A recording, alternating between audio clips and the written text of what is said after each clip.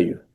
No, I'm not. I'm not in anybody's side. Okay. Yeah, that is why I did not survive the factional war, because I'm just on my own. Khumalo run after you? Gijimisela Khumalo. Eh? Khumalo la He says I did not come to work from the. He says I was absent from work from the 1st of June, 2024. So I refused to take up a post, but it does not say which post he gave me, because I don't have a post that was written to say go to that particular post. Amadala, I volavula into so man. Ikwi problem yawe na Khumalo. Nakombela please. My good sir, my honorable sir, funny thing, he never even wanted to meet with me to discuss. Na problem. To my knowledge, no. As I say, he was told to deal with me. And he dealt with you? And he dealt with me, yes. Mainly because you were absent at work? No, not because I was absent at work, because from the very first day he came, he knew I was absent from work, So I've been calling, I've been sending emails, even General Sevilla, when he was appointed Deputy National Commissioner, I complained to him that, General Sevilla, I have not been working, I'm not given work. And then I was ignored. It's a madam. Mr. Jacobs, speak about Mr. Jacob, who has never uncovered corruption and never fought corruption since his appointment. But you say instead he looked away. Yes. Can you give me 3 of those corruption that you are speaking about? Just 3. You can give me the rest in writing. Okay, there's a matter of iView. iView, is it I? iView integrated system. Okay. There was a matter which he later had a fallout with some people, and then he enrolled it and fired those people that he had a fallout with. And this iView, were they found to be corrupt somehow? The iView matter is currently at the High Court right now. Okay, the next one? There's one where there was an agent involved, and he looked the other way until he had a fallout with the people that he fired. Yeah, so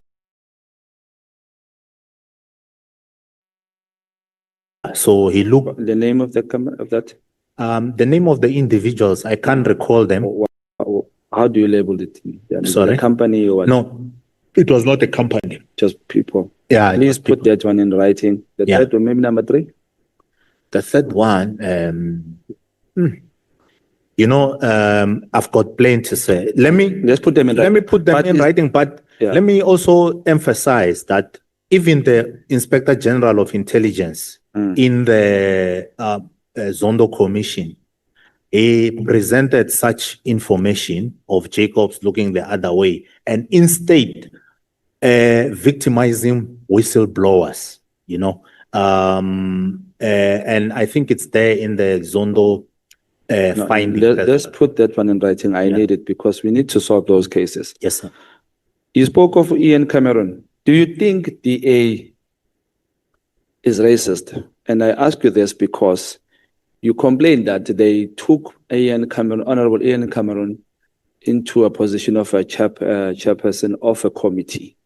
So do you think DA, because it's the responsibility of DA to position a person there, do you think DA is racist? I don't think DA is racist, as much as I do not think, the things that people say about the MK, for instance, I know there are good individuals in all parties. No, I'm sorry to disturb you, sir. Yes, sir. I'm asking because you complained that, in your complaint, you complained that he was then put as a chairperson of a portfolio committee, which means now the responsibility and the judgment of that person should lie with DA. So do you think DA is turning a blind eye when it comes to people who are racist? Why you are saying that? In your statement, you say Ian Cameron painted his face black. No, he did. He He did. did. He did. And what was his intention on that one? To paint yourself black as a white person is considered racist. He was in was it 2014 or 2020 what? I can't recall the year, but 2011, if I'm not mistaken. There were issues of veterinary students, I think, at the University of Pretoria, where the University of Pretoria said, we're gonna adjust for black people. This is how we're going to accept, them, because most of them come from the rural areas, and we don't have enough veterinary people of color. And Ian and some other, other youth from AfriForum Youth went, I think, to the Department of Higher Education to protest, and they painted themselves black faces. So that is racism. And Okay, while on that subject, so do you qualify that the people who put Cameron, Honorable Cameron in that position as a chairperson, they are racist? Because it's their responsibility that you are questioning here on your document when you say you found him there. I believe they made a very poor appointment. Very poor appointment. Is there a chance they might have looked away? I mean, that's obvious. Just to jog my memory, is Honorable Ian Cameron the same boys who gave a P to that domestic lady or black worker at the varsity? Is this the same case? I don't know about that case. I don't think so. I don't know. I don't know. But I do know about that particular case of. No, I don't know about that case. It's not that one. Yeah, I don't know. I don't want to lie. Okay. Yeah. Page 159 of your statement, this one. Yes, sir. 562, you say Ubabukele was involved in appointing senior managers with an S there. Can you kindly give me 4 names, Mpetu? Number 562. 5? The last page. Page 159. 159. It's 2. Okay, 159.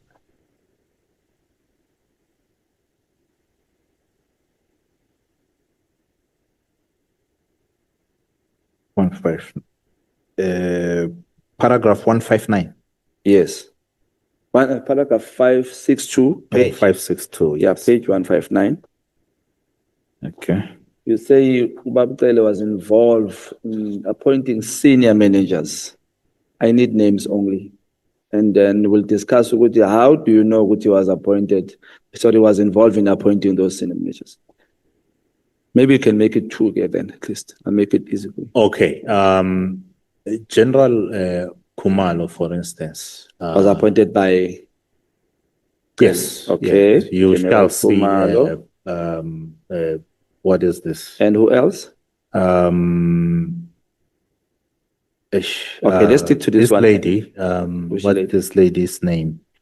You mean the one was created created a post of a Major General in communication? Yes. And it didn't come. That's his. That's his chief of staff. She's now a chief of staff. No, she was his chief of staff. Okay. Yeah, even Simot Kamani is chief of staff. I mean, he was his legal advisor. Okay. I think somewhere in my colleagues you've okay. No, thank you. Oh, thank you, sir. Thank you, Chair.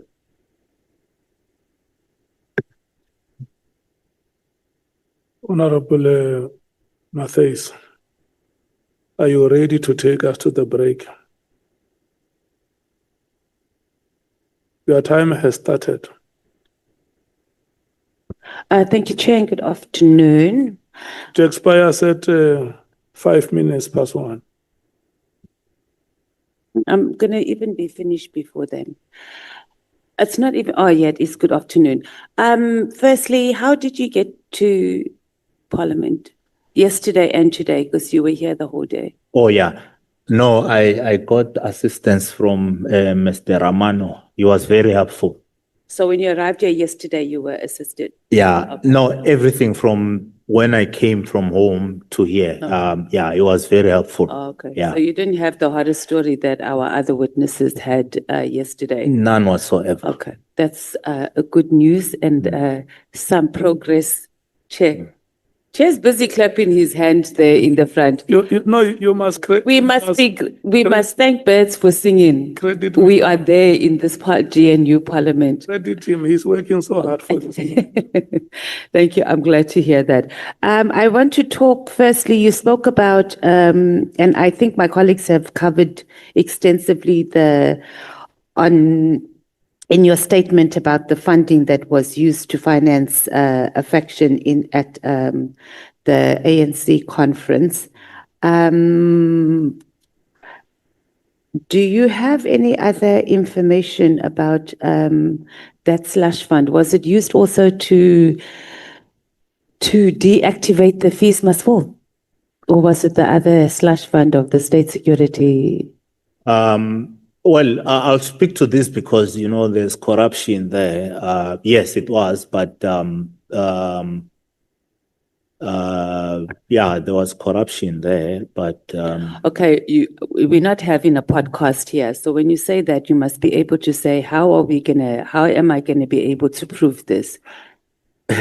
we're not having a podcast. Yes. Yeah, but when you it's been just say, yeah, because I mean, we're doing serious things. Yes. Yeah.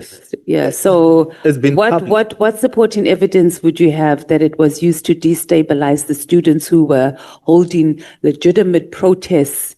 I mean, there are still some of those students that are traumatized from what happened during Fees Must Fall. I'll only speak to the corruption that happened there. There was looting of funds, but if I may say, legitimate, if there was any project to that effect of Fees Must Fall by crime intelligence, I don't think it would have targeted students of, the students that have the trauma and whatnot. But how can you say that? Because they were traumatized. So it's either you're saying that there was a project or there wasn't a project to target and destabilize, actually harass. I mean, it was terrible what they did to students. So there was or there wasn't, or you don't know. No, destabilize, I don't agree with that. And as I say that, there are already publications to that effect. Okay, so I'm not asking, I'm saying you were there. Do you know anything about it? If you don't, let's just move on. Let's not do just a chat session like we're on a podcast. Do you have anything to support? It's quite a difficult question, but let me put it this way. The Inspector General of Intelligence has investigated the abuse of funds regarding the Fees Must Fall, and he made findings to that effect. Okay. And which report do you have? Can you refer us? Have you read that through the report of the Inspector General's report? Yes, I read and the report. Is it a classified report? I read the report. It was presented as well to the JSCI. Okay, so it's not a classified report. I believe that the EFF had the report. So, yes. Okay, so it wasn't classified. That's why I was just asking if there was any other report. So, so we can move. We yes, can move. Let's answer the questions. If you don't know and we're not doing podcasts, okay? So No, let's just, if you're not sure or you don't know, let's just say, I really can't answer that without just us having a chill session.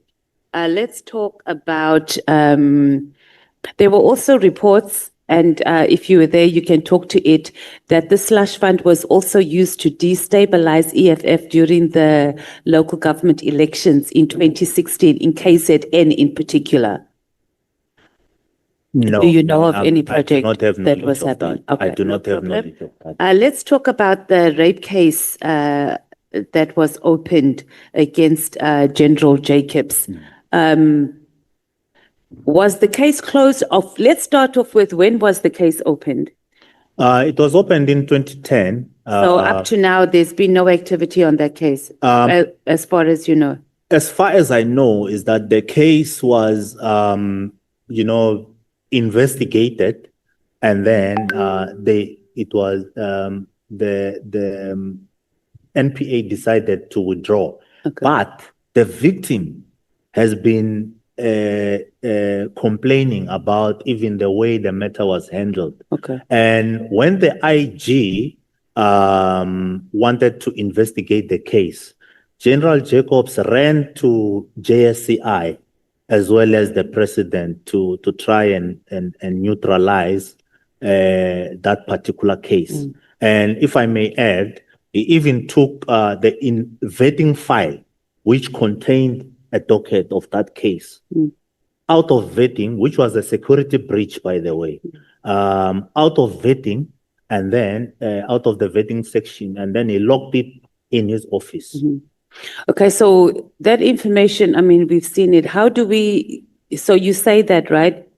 We here in this committee, when we go into deliberations, and I'm saying this, is that if there's anything that I have learned, is that anybody that works within our criminal justice system and all its entities, the most highest ranking officials have come here.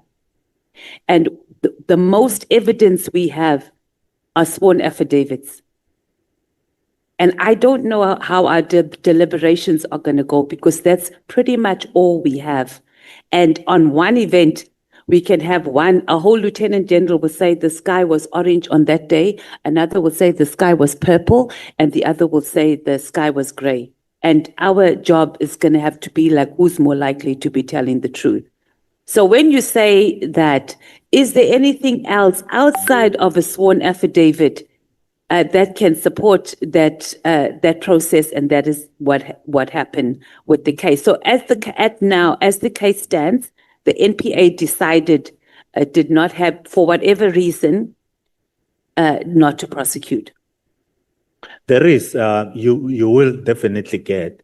And if I may say... No, not we will definitely get. We're doing an investigation now. So tell us where we must go and get this information if that needs to happen, if you don't have access to it. There's a station here where the case was opened. I can give you the case number. No, we're not asking that, right? We're not disputing that a case was opened. The biggest story here and what you're saying is that there was interference, right? So I'm asking you, if you don't have the evidence, tell us what we are able to find out, because you said the docket was removed from the where it was supposed to be vetted. How can we verify that?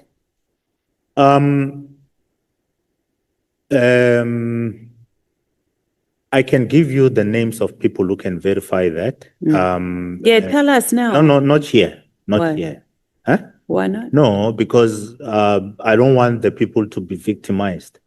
Okay. They'll be victimized. Okay, so our legal team will take note of those names, and you're saying that we are able to follow up with them on the vet, because that's like typical interference. Yes. But we can't sit here and just have reports here and say this has happened, and there's no way of us being able to verify that information. So you're saying you have names of people who will be able to tell this committee, or we can contact, and I hope our legal team is taking notes, to tell the committee to confirm that there was some interference in accessing or getting hold of the file, right? Yes. So that's the issue there with General Jacobs. His name continuously comes up here in the Western Cape, and it also just appears that there seems to be some factional arrangement on how his matter has been dealt with, if it has. So let's move on with that.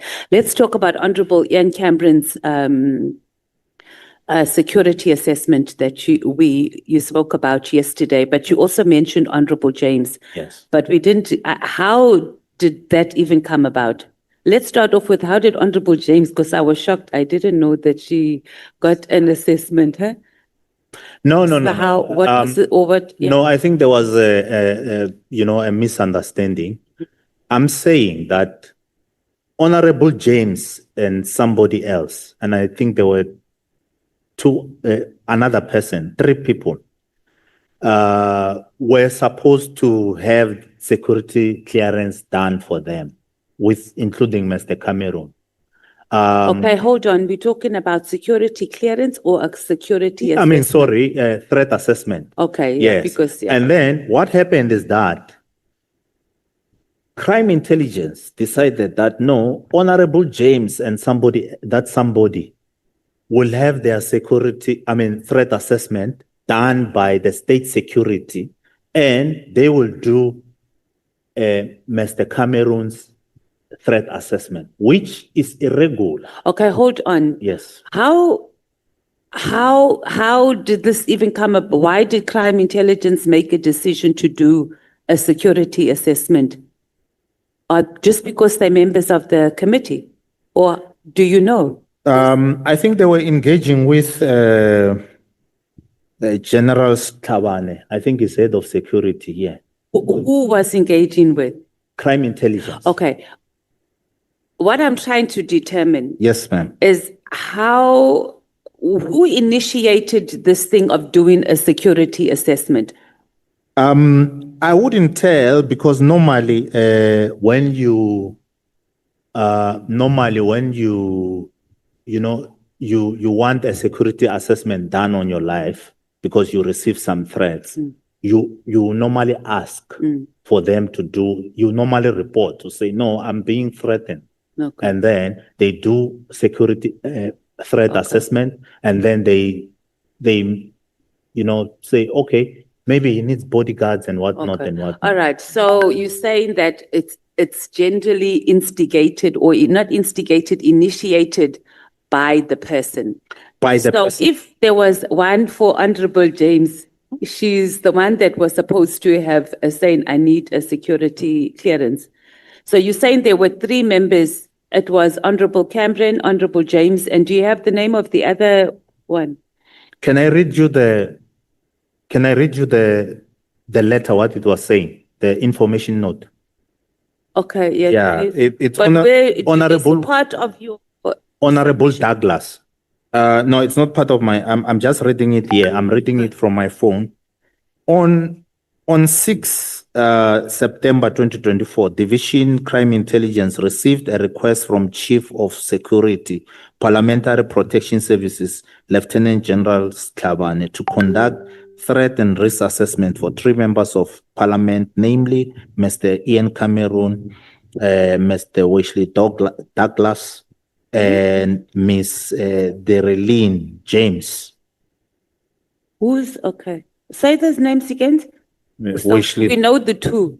Wesley Douglas. Yes, of MK Party. Oh, okay. Yes. It's only EFF that's not in the mix. Okay. So you don't know how that information note came about? I don't know. And who sent it? So we need to find out from our side. This is when we would have needed a forensic investigator to go and find out who instigated it here, that we ended up with the information note and how these names came about. Okay, so from what you're saying, you've got the information note. We need a copy of that, right? Yeah. On our side, from Parliament, because it was Parliament's protection services, we need to know who asked him to do the security assessment. Now let's go to the actual security assessment. Yeah. It was irregular. You're saying that Honorable Cameron's security assessment was done by, so let's say it was all a legitimate request, right? Yes. You saying that Honorable Cameron's security assessment was done by a different agency? So what SAPS did is that they refused to do one for Honorable James and Honorable Douglas, and referred it to state security. And then the one of Mr. Cameron was done by the SAPS. Oh. So the issue here is that all these three members should have had their... No, but let us decide on what the issue is, and I'm asking the questions here. So do you know why SAPS refused to do an assessment on the other two members? It was not within their mandate. for all 3 members. Okay. Yes. So you're saying you're saying that it was not in their mandate to do any 3, but they decided to do the 1 4? Yes. And you don't know why that came about? Yes. Okay. So that's something we need to determine. Yeah. Right? Both here, Yeah. unless you have any other information, but we do need a copy of that information note because this speaks directly to our terms of reference that speaks about members of parliament being involved and irregularly or inappropriately influencing processes. Oh, sorry, ma'am. When you start the in fact, I think we go into podcast mode. No. We're not changing any story. I was just about to say, in fact, somebody at counterintelligence saw this irregularity, and then I think they leaked this thing to a whistleblower, Miss Patricia Marshall. Yeah, because I also got Yes, a part of it. you see. So counterintelligence. Mr.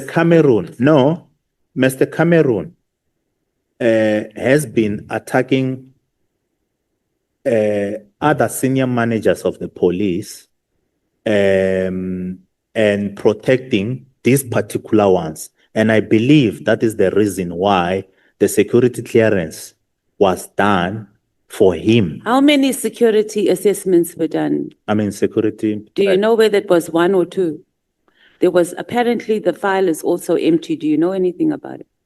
Yeah, the file was empty because the threats came from what was this social media negative. So if people speak negatively about you on social media, okay, and then it's a threat, okay, which let's not know. Okay. We're just going. We dealt with the issue. So the things that we need to follow up here as Parliament and our legal team is number 1. And I hope they take note, is number 1, how did Parliament's, what informed Parliament to make the request for the security assessment for 3 members? Because from what I understand, Honorable James doesn't know anything about it, but that's something for her to answer. Then number 2, who in SAPS crime intelligence made the decision only to do 1? Why they made a decision, and we don't need to have testimony here, but these are questions we should be able to ask and we must get a written response from them. Otherwise, we are going to have a problem when we're doing our deliberations. Why it was done only for 1 of the 3 members. And then who in counterintelligence leaked the information? Because also that is also incorrect for them to be leaking information to whistleblowers. It's very unnecessary because I'm sure there was other processes. Do you know who in counterintelligence leaked the information to a whistleblower? Maybe I do not know, but as I said yesterday, that 3.4 of the Miss document says that you cannot use classification to hide corruption, malfeasance, as well as we criminality. understand that. Where you're going with it? So I don't know why document. I don't know why the crime intelligence person needs to be dealt with for leaking information about. Not dealt with. I'm not saying, but I don't see why leaking it outside. Not raising the matter internally, but then that's fine. You clearly trying to, it's fine. Let's leave it. Let's move on to, and then refer us to which part of Act or regulations where members of Parliament's security assessment is not done by SAPS crime intelligence. SAPS crime intelligence has SAPS itself has some document, I think, called the RIMAS. Yes. So that document will tell you who must get who must the threat assessment done on. Okay, so it's clear. What's the document called? It's called RIMAS. RIMAS. Okay. Yes. So I think our legal team is taking that. yes. So okay, you've answered the question. MPs, Thank you. state security. Thank you. Let's move on to the city of Joburg and this device that was bought. I don't know, and I thought our legal team would even lead with that evidence, because when we had Lieutenant General Sabia here, he said that that position was advertised. Which position? For the position that he occupied. He was interviewed by a panel. We had asked him, he said he was going to submit the advertisement. I don't know if we followed up and whether he had given us. You saying that it wasn't advertised? No, I think that's for Mr. Mlandu. Did you not I'm talking about the device at all? No, I'm talking about the Divisional Commissioner for Crime Intelligence. I'm talking about the device grabbers which were bought. So it was a different Yes. matter. It was not going down to the COJ, because I was getting a bit confused, because we were reading too, and I'm like, how does he know so much about the COJ? And we've got another, okay, that all makes sense. Okay, then I'm done. And then I'm going to have a lot of questions on the COJ, because Okay. we have a lot of questions on the then mayor of COJ writing off on things. Thank you, Chair.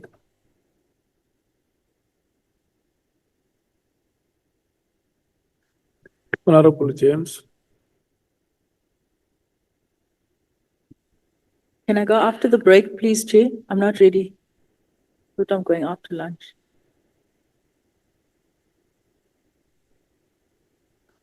Honorable Souls. I'm good for after break, Chair.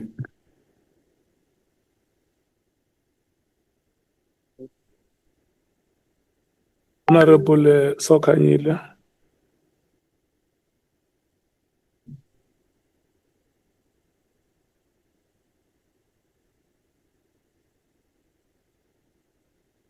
Honorable Mwango. Thank you, Honorable Chairperson. Good afternoon, Mr. Hlongwane. Good afternoon.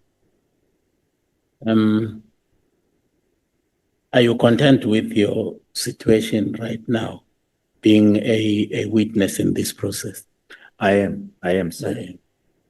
In fact, I asking that because you said in your letter to the chairperson, I think it's on page 5, you said,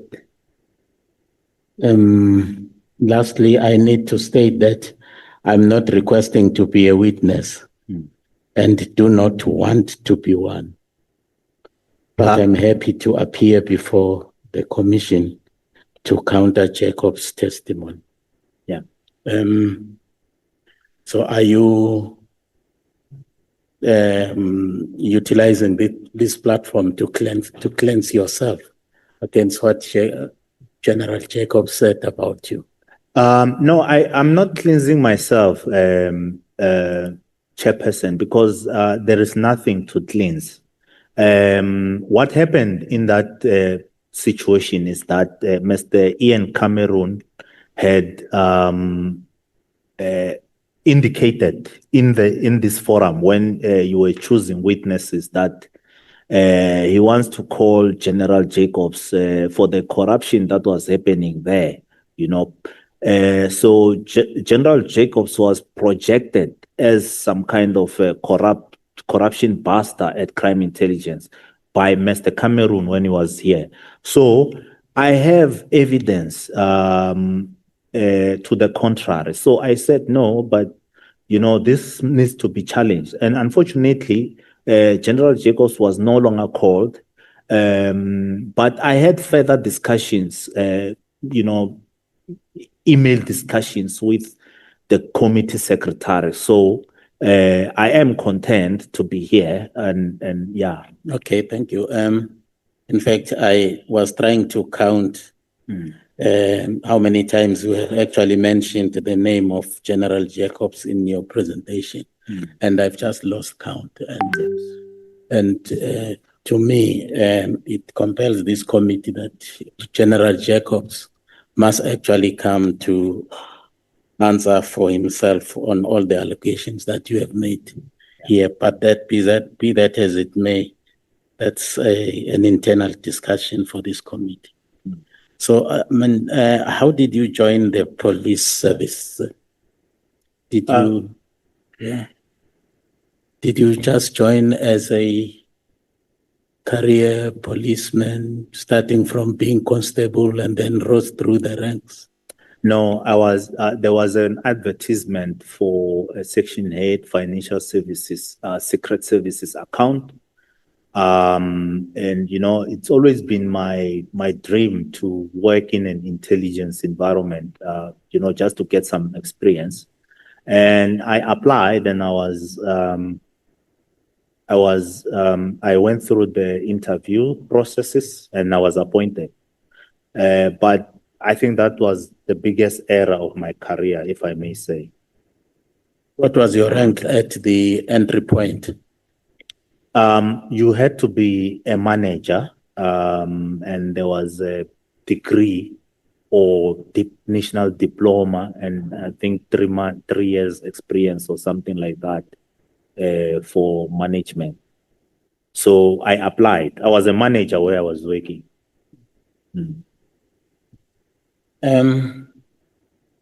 I do want to understand what was General Nobo's interest in the ANC Nazareth conference for him to want to buy such an expensive spying device specifically for that conference. What was his interest in it?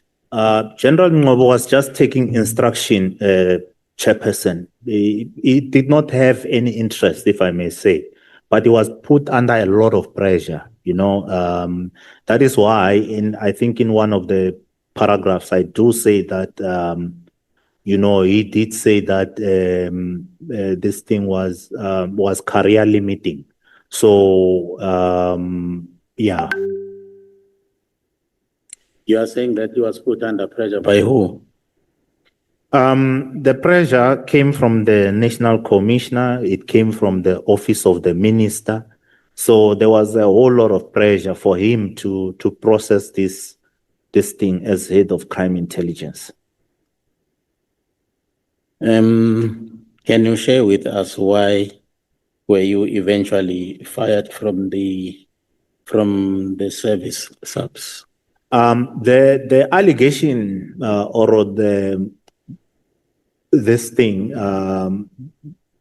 they say that I am not fit to be a member of the service in terms of Section 34 of the SAPS Act. And the reason was that I did not, I was not at work since June 2024. So that is the reason, and I can provide that to the committee. Thank you. But was there any security check on your background before you were actually formally appointed in SAPS? Yeah, as far as I know, there was, but I must also state that the requirement that is currently in place was not in place at the time when this particular appointment happened, because the SAPS employment regulations were I think were updated in 2018, the current ones that we have. So, and immediately after my appointment, I went through a security assessment in terms of, to be able to get the security clearance. And I need to state that I passed all the stages of the security, but it was only Jacobs then who decided that. Thank you. You, somewhere in paragraph 10, you are actually lamenting the fact that you were unlawfully dismissed after actually 6 years of actually going to your workstation and doing nothing, and yet getting paid. Honorable Chair, I did not even have a workstation. They did not even want me at the crime intelligence offices. I did not have an office. When Brick really was removed from crime intelligence, I stopped going there because there was no office for me. I could not sit as a senior manager on the foyer. And then as well, if I may add, they didn't even want me there, But is it normal practice for SAPS that you would find an officer actually sitting at home for 6 years and yet drawing a salary? It can be normal practice, but I think even General Mkhwanazi once alluded to the fact that he sat at home for a year, doing nothing after General Riapeha was appointed. So, if somebody doesn't want you, they decide that you are not wanted there, you see. So that is what happened with me. But I did not just sit, Chairperson. I went through all these institutions, including the presidency, and I do have communication with the presidency, but none of the people could help me. I've gone through a number of presentations that were made by some other people here. It would appear that there is quite a substantial number of generals that are on suspension and yet drawing salaries. As a CFO, a person responsible there, how would you quantify the expense that the people of South Africa are actually incurring in paying salaries of people, of such senior people, and for doing nothing, and its impact in the overall crime prevention activities of SAPS? It's fruitless and wasteful expenditure, first and foremost, in terms of the PFMA. But what I need to also state, Chairperson, is that in the SAPS, people act with impunity. So because there's lack of consequence management for such actions, and some of these people, you find that have support in the past. You find that somebody has support of political heads. So nothing happens to that particular person. Like in my situation, I also complained to the Public Service Commission, but they did nothing about it. So yeah, its impact on crime, I mean, it's all there to see. Crime is out of control in this country. Yeah, thank you. On paragraph 18 and paragraph 68, firstly, you had your meeting somewhere at McDonald's. Yes, sir. And on page 68, paragraph 68, you held your meeting at KFC. Yes, sir. And these were official meetings discussing official, issues. Why did you have these meetings in such places and not in your official boardrooms? At Crime Intelligence, Chairperson, intelligence officers can meet anywhere, maybe to discuss specific matters of confidentiality, because sometimes you don't even know, whether your office is bugged or whatever. So, if you need that privacy, you can talk to somebody outside of the office. But in this case, I was heading to crime intelligence offices when I met Brigadier Pehle at KFC. So she was somewhere nearby, and then we decided we're going to meet at KFC. The one at McDonald's, I met the colleague at night. We stay around the same area, so we met just to catch up. So we discussed matters outside of the office. Now, looking at the way you actually were enlisted into the police service, were you also subjected to the police standing order? As those ones that related to, in fact, let me say I was not, but I only dealt with matters that related to crime intelligence, which are matters that are governed by the National Strategic Intelligence Act. So I was not integrated into the police culture, as it were. Yes. So I'm asking that because I realized that it was actually easy for you to not to carry out orders from your superiors. For instance, General Nobo actually told you that this grabber machine was actually needed and needed urgently. And then you said, no, you are not going to do that because the processes are flawed and et cetera, et cetera. If in terms of the standing order, you would not have done that.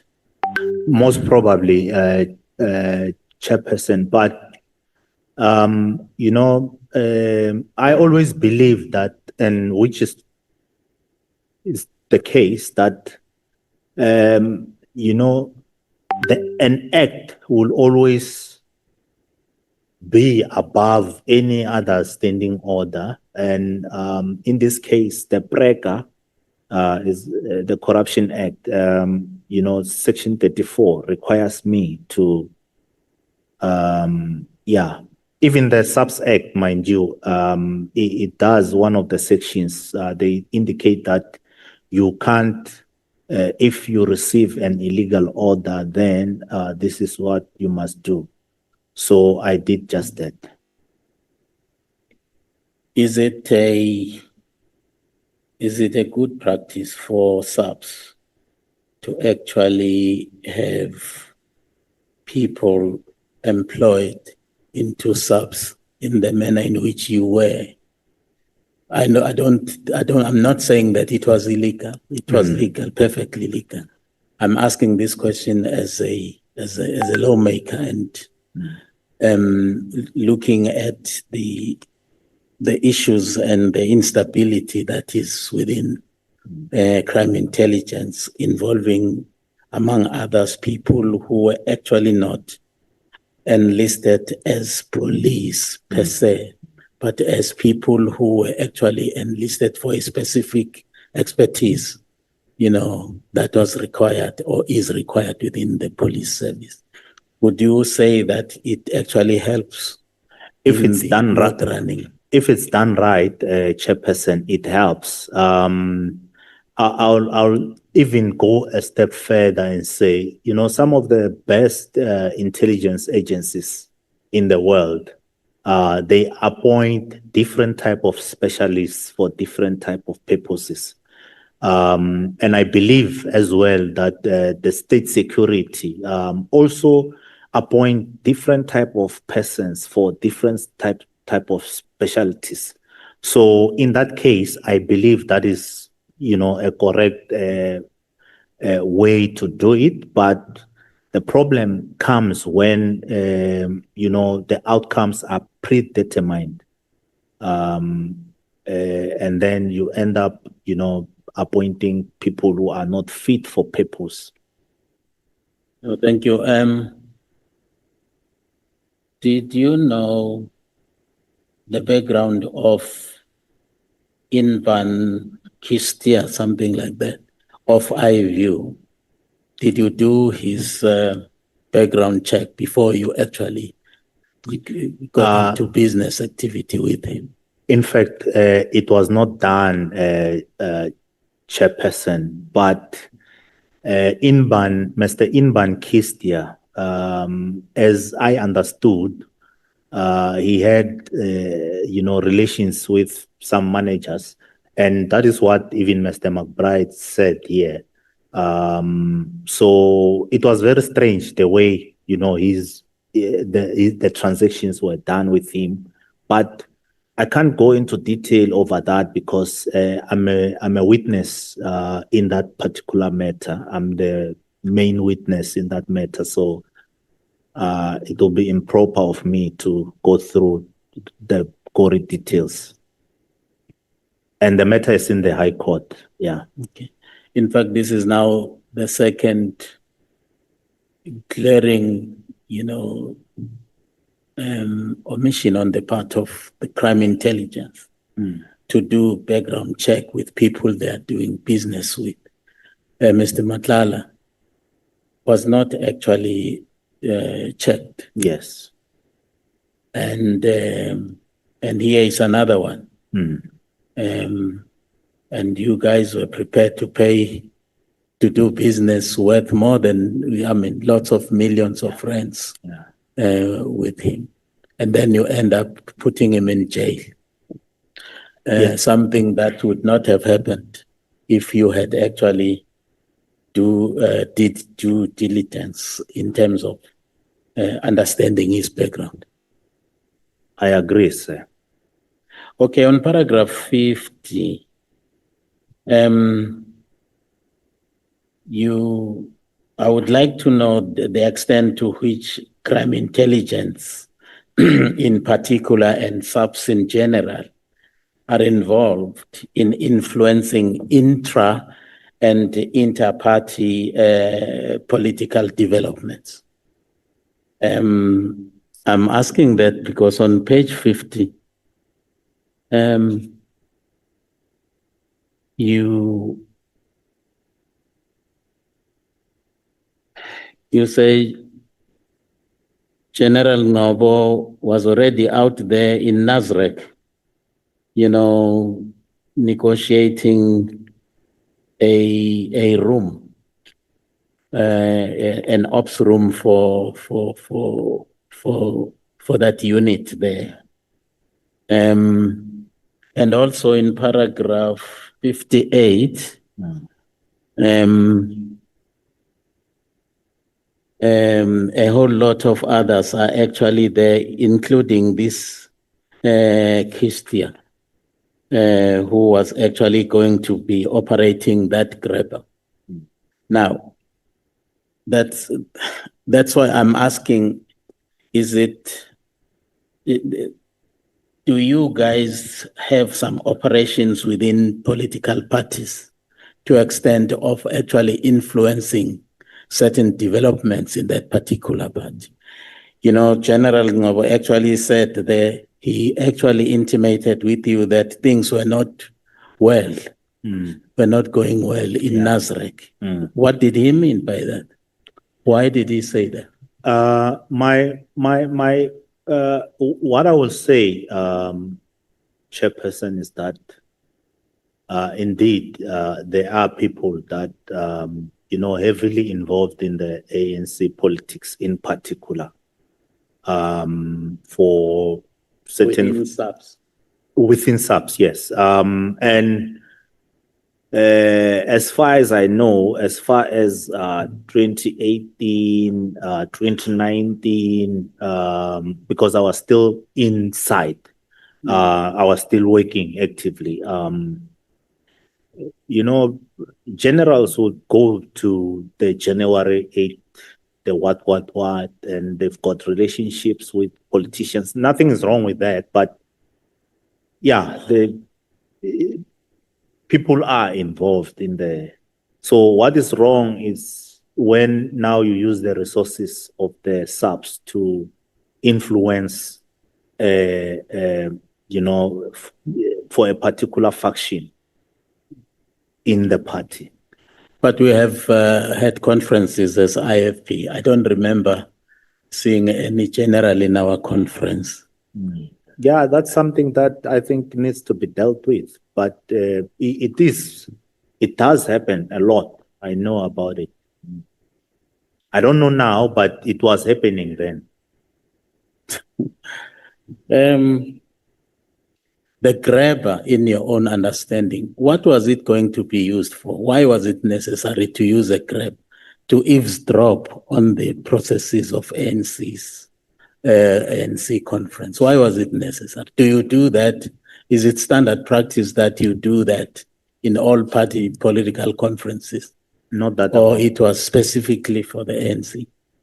Not that I'm aware of, Chairperson. What I do know is that, people wanted money, they wanted the grabber, they said that the international intelligence agencies, there are terrorist organizations that are there in the conference, therefore they want to use the grabber for that. So for me, I would say that if you identify terrorists and you identify agents of international agencies, intelligence agencies, then you arrest them. It's simple as that. So I don't know why the grabber was, and they were offered alternatives. They did not want that. So. Yeah, the factions within SAPS, would you agree that, especially in the crime intelligence environment, is riddled with factions there?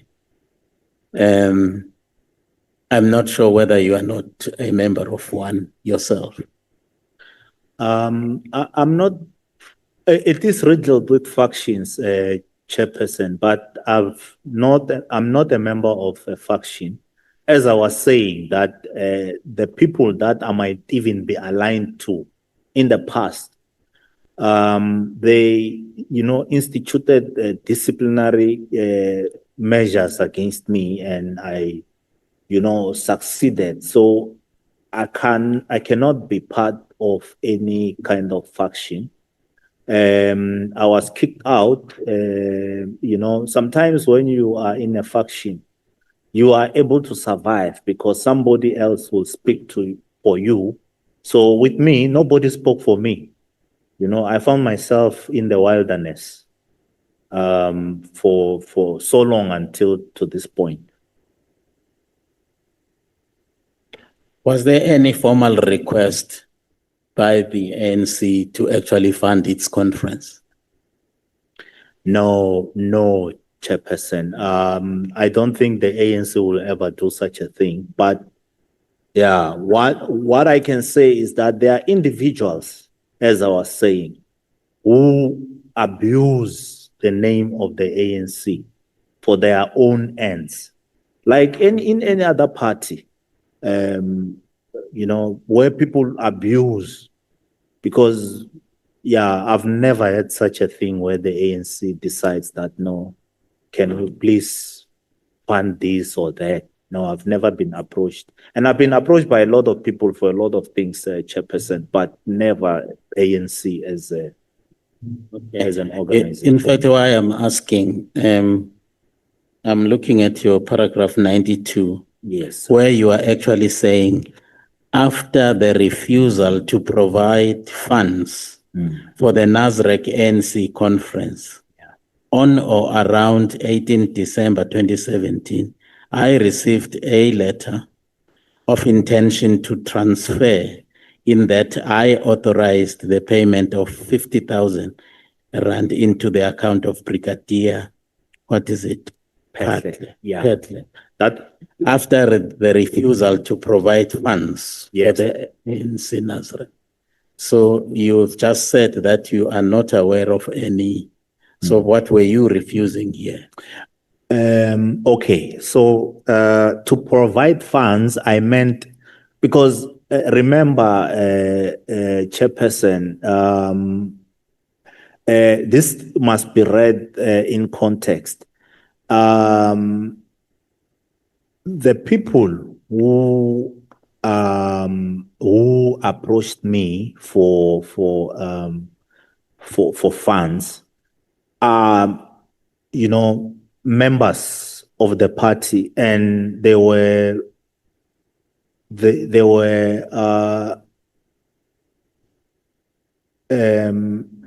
this thing was done for the purpose of securing, the conference, so that the conference must be incident free, as there were terrorists in that particular conference. That was the official story.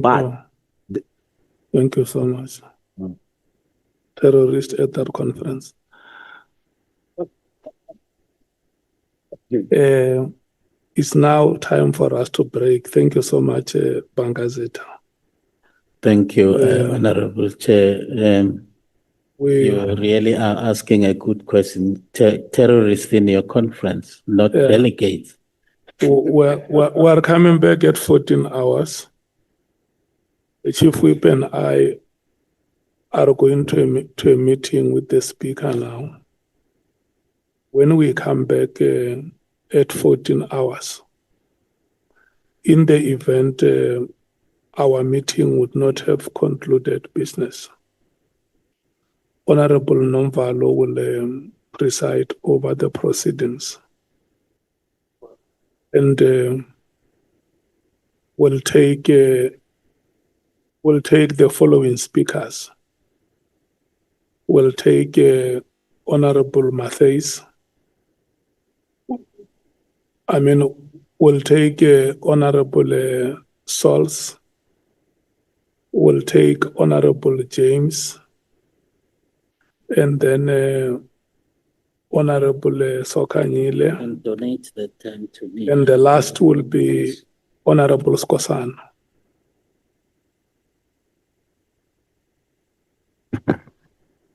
Is this for the same witness or for the new witness? No, we are continuing with the same witness. I'm done. Yeah, no, I have been reminded that you are done. But I'm happy to hand over our time to IFP in exchange for the municipality.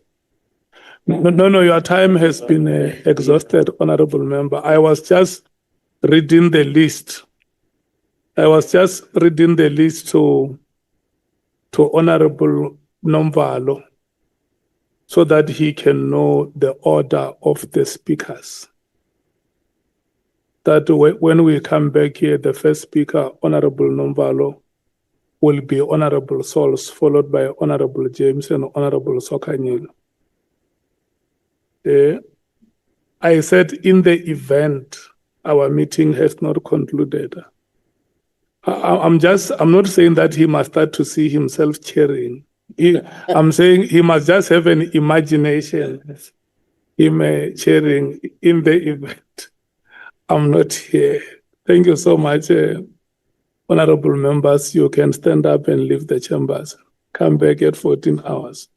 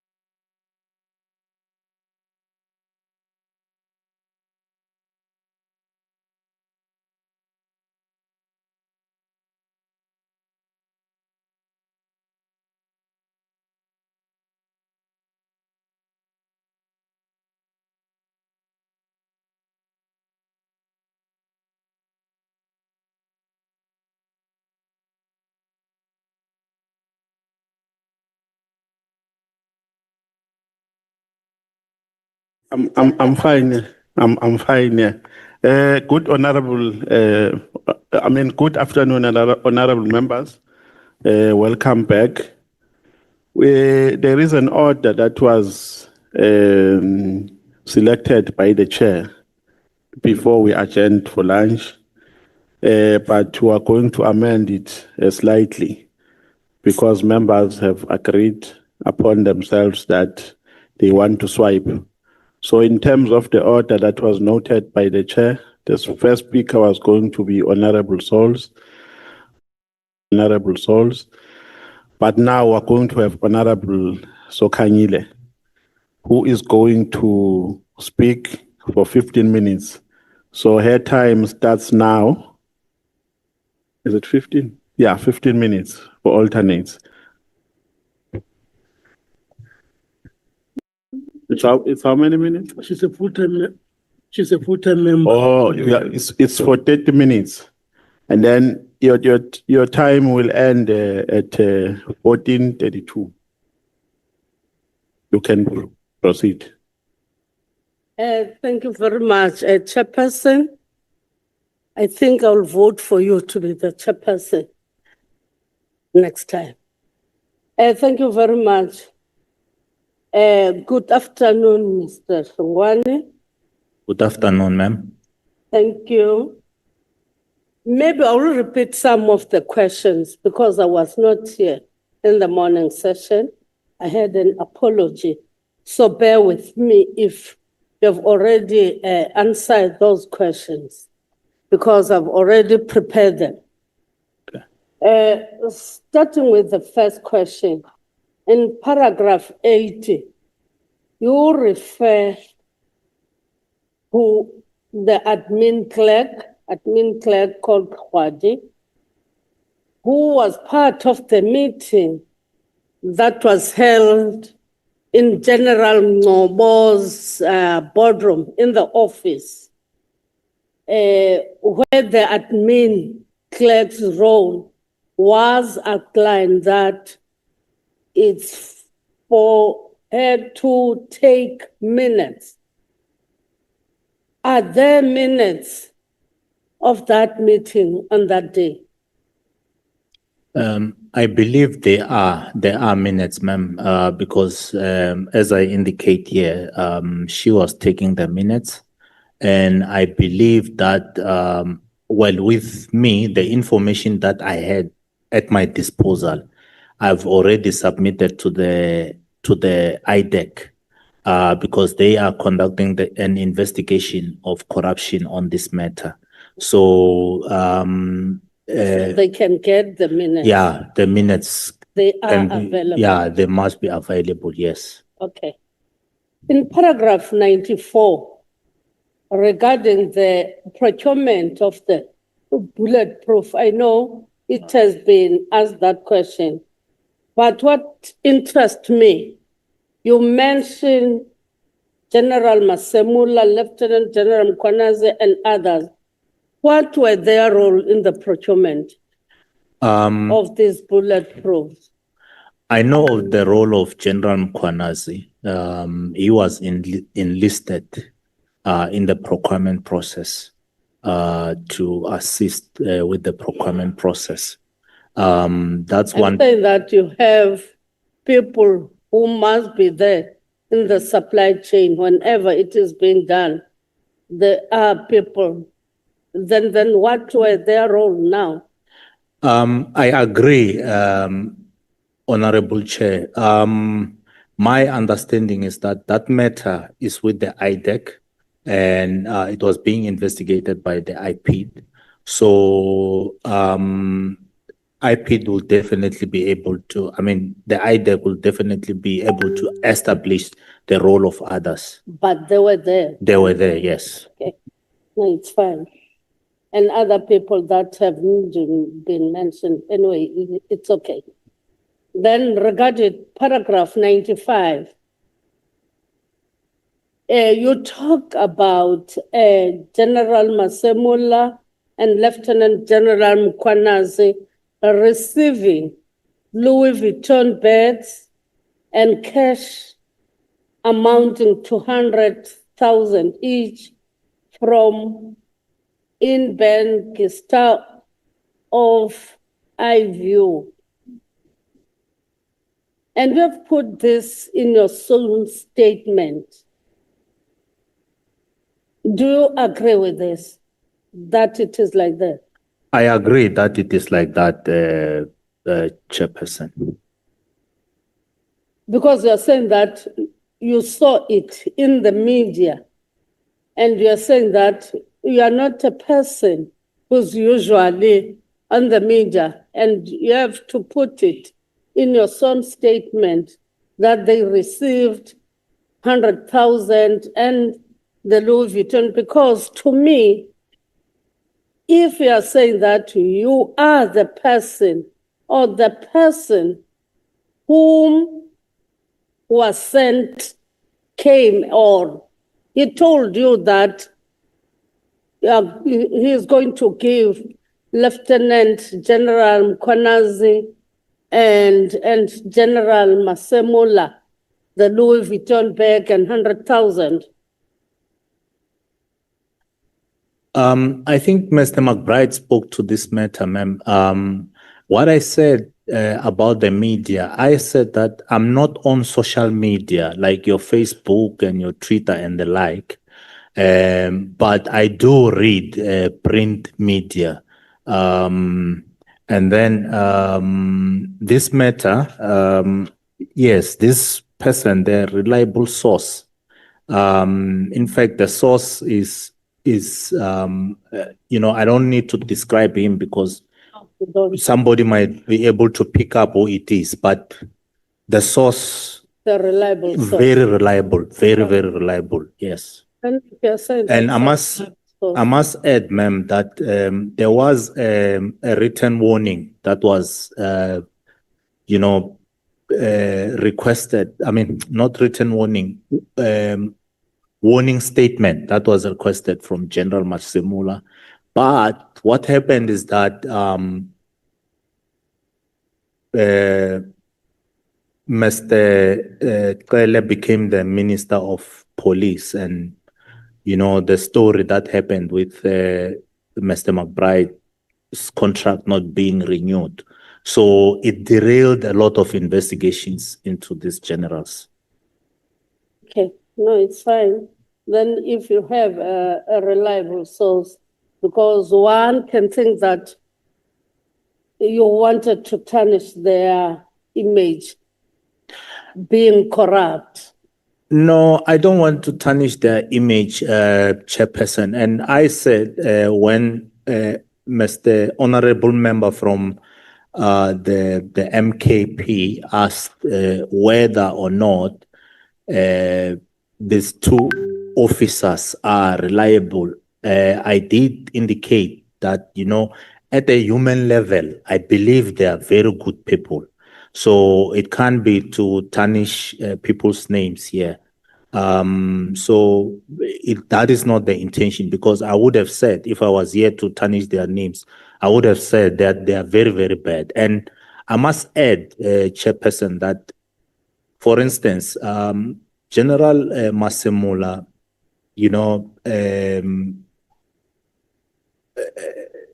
dismissed me through my appeal, through an information note that was sent to him. And he instructed a clerk to send me an email that your appeal did not succeed, therefore you are dismissed. So that is highly irregular, because he was supposed to send me a personal letter to say that you are dismissed, So all I'm saying is that I should have a grudge against him, but I'm saying that he's a good person despite what he did to me, When Honorable Shongwe was asking a question about the faction of Masemula, where Anne Cameron belongs to it, then I was asking myself, because he asked you about people who are being credible and others not credible. Then when you are saying that my pride credible, so and so credible, can I say that that is affection? No, as I say that, I've never spoken to Mr. McBride for more than 4 years, and I've never, interacted with him at the personal level. So No, it's not. It's not McBride alone. When you were categorizing people to say that this one is partially credible, then Honorable Shongwe said, just say credible or not credible. Then you said not credible. Then when you said McBride credible, Sisoko credible, then I said, oh, McBride, Sibia, Sisoko, they are your faction. No, you are incorrect, Honorable Chair, because I did say that I insisted on the partial credibility of General Mkhwanazi, because I know as well that he was interfering in the matters of the iView investigation. That is why I'm saying that on a human level, I believe he's a good person, but he interfered in an investigation, you see, and where he was also implicated. So that is why I don't want to fully say that he is credible. And General Sibia, I did say that when he was appointed DNC, I made a complaint to him to say I'm not working, but he just ignored me. So I would not say about General Sibia that is credible because I was not asked. No, it's fine. In paragraph 288 of your statement, you say Lieutenant General Khumalo, you think Lieutenant General Khumalo wanted you assassinated. That's paragraph 288. Yes. It is based on the people that were taking pictures of your car. Are you saying that he is that level of assassinating people if you don't see eye to eye with work-related matters? I'll answer it this way, Chairperson. The police officers, you can't put anything past police officers. They are capable of anything. There was no reason, Chairperson, for my car to be, and I'll play at the end of this thing. There was no reason for my car to be, what is this? For pictures to be taken of my car. And when I dealt with this matter in the court, he even disputed that there was such a thing. Only then when he realized that there was a recording and he tried to twist the matter. So I believe, I firmly believe that that was the purpose, because there's no other purpose of taking pictures of my car. You raised very important issues that you're worried about the corruption, the fraud that was taking place in the Secret Service Fund. And that's why you are out of the job now. It is because you were trying to stop that corruption. Then, in your own opinion, what measures should be adopted to avert the abuse of this fund within SAPS? My view, Chairperson, is that the right people need to be appointed. And I think now there's an obsession that a police member must be a national commissioner. And I say that, the role of accounting officer is more administrative. And I believe that anybody can do it as long as you follow the policies. So open the position to all South Africans from all walks of life. Lastly, the interviews, in my view, must be done openly. And the impunity in the SAPS must be kept somehow. There must be decisive action. Because, you know, it gets to, at some point, I don't know now, in my time, there were times where politicians were also victims of unlawful intelligence operations. So you need to keep that, to curb it, that impunity. The PKT team was, you know, it was meant especially for the political killings of those people. Yes. Then it assisted in arresting or reducing those political killings. Do you agree with that? Well, I would agree, Chairperson, because I was following the stories in the KZN. You know, there is some kind of drastic, because every week in and out, somebody was being killed, a councillor was being killed in KZN.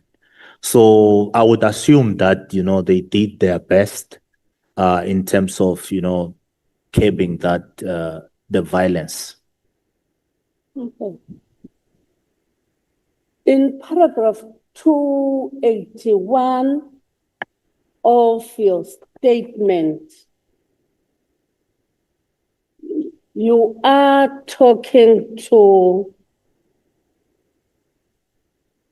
you indicate that Lieutenant General Khumalo accused you of not including a performance agreement, fruitless and wasteful expenditure, and instituted a disciplinary investigation against you. Why do you think, or do you think Lieutenant General Khumalo targeted you by doing that? Yes, he was targeting me because he was told who to target when he got to crime intelligence. He did not only target me, he targeted a number of senior managers.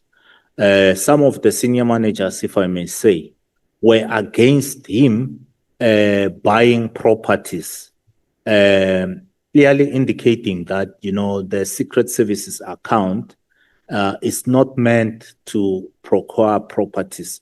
So they were also removed. But yeah, he was targeting me because I could not have concluded performance agreement when I'm not working, you know. So he knew that I was not working. So, excuse me, it was impossible. Otherwise, I would be committing fraud if I were doing that. So the other part, I think, has to do with there was General Mkhwanazi at the time, Deputy National Commissioner for Crime Detection, whom crime intelligence reported under. I sent him an email. I was advised to send him an email by the acting divisional commissioner at the time, General Khan, to say, no, talk to General Mkhwanazi. He's expecting you. I sent him an email to say, look, this is my story. And then General Mkhwanazi tried to bring me back into the fold by taking me back to my position. But my understanding is that this was blocked by Mr. Kele, as well as the National Commissioner of Police. And what happened subsequent to that is that he then decided that he's going to give me tasks to work on, and a meeting was held by two senior generals and Brickley and myself, as well as General Mkhwanazi, where I was given specific tasks to say, work on this and that, because, nobody wants you here. So I was a leper of some kind, but I used my skills as, the general had tasked me to work. So those were some of the issues that were being, Okay. In paragraph 44, Yes, ma'am. you mentioned a secret call that was made by the former minister, Ucele, Yes. to and again, that surname is very difficult for me. Mr. King. Ban Batwat, Yes. who was in the prison at that time, he made that secret call to him. Who informed you about this call? You can state that. No, I cannot state that, Chairperson, but it's somebody who was in the presence of Mr. Kistia. And I believe that, I don't know whether it was during the arrest or while inside, but he was detained at the time when the call was made. So detention starts from you being arrested and all that. Okay. Yeah. What do you think the reason of this call, according to your source or you? Mr. Kisia is very highly connected, I must say. I think when you read some of the paragraphs, he even states at some point that, look, your principals are not going to be happy that you do not want to extend Daldalas. And because we did not extend the Daldalas software, what happened is that the minister and others went through the open account, the other budget of the prime intelligence, and they used a division called, I think, TMS to buy another, device, that software that blocks, that cannot be intercepted, if I may say it like that. Yes. And that is, I must say, it's a criminal offense in terms of, I think, Section 30 of the RICA, if I'm not mistaken, the RICA Act. So that is the situation. Okay. Then in paragraph 49, after General Stolle was appointed on the 1st of December 2017, he quickly appointed General Vuma to the position of a Deputy National Commissioner and Lieutenant General Sumane to the position of Deputy National Commissioner Detection. Then, what do you think was the reason of General Stolle making those appointees in relation now to the grabber? Those are his key allies, Chairperson. And as I gave a bit of background, that already the then Major General Vuma, while General Stolle was having his security, assessment going on, she was busy, she brought people at crime intelligence, the same people for that particular, what do you call this? For that,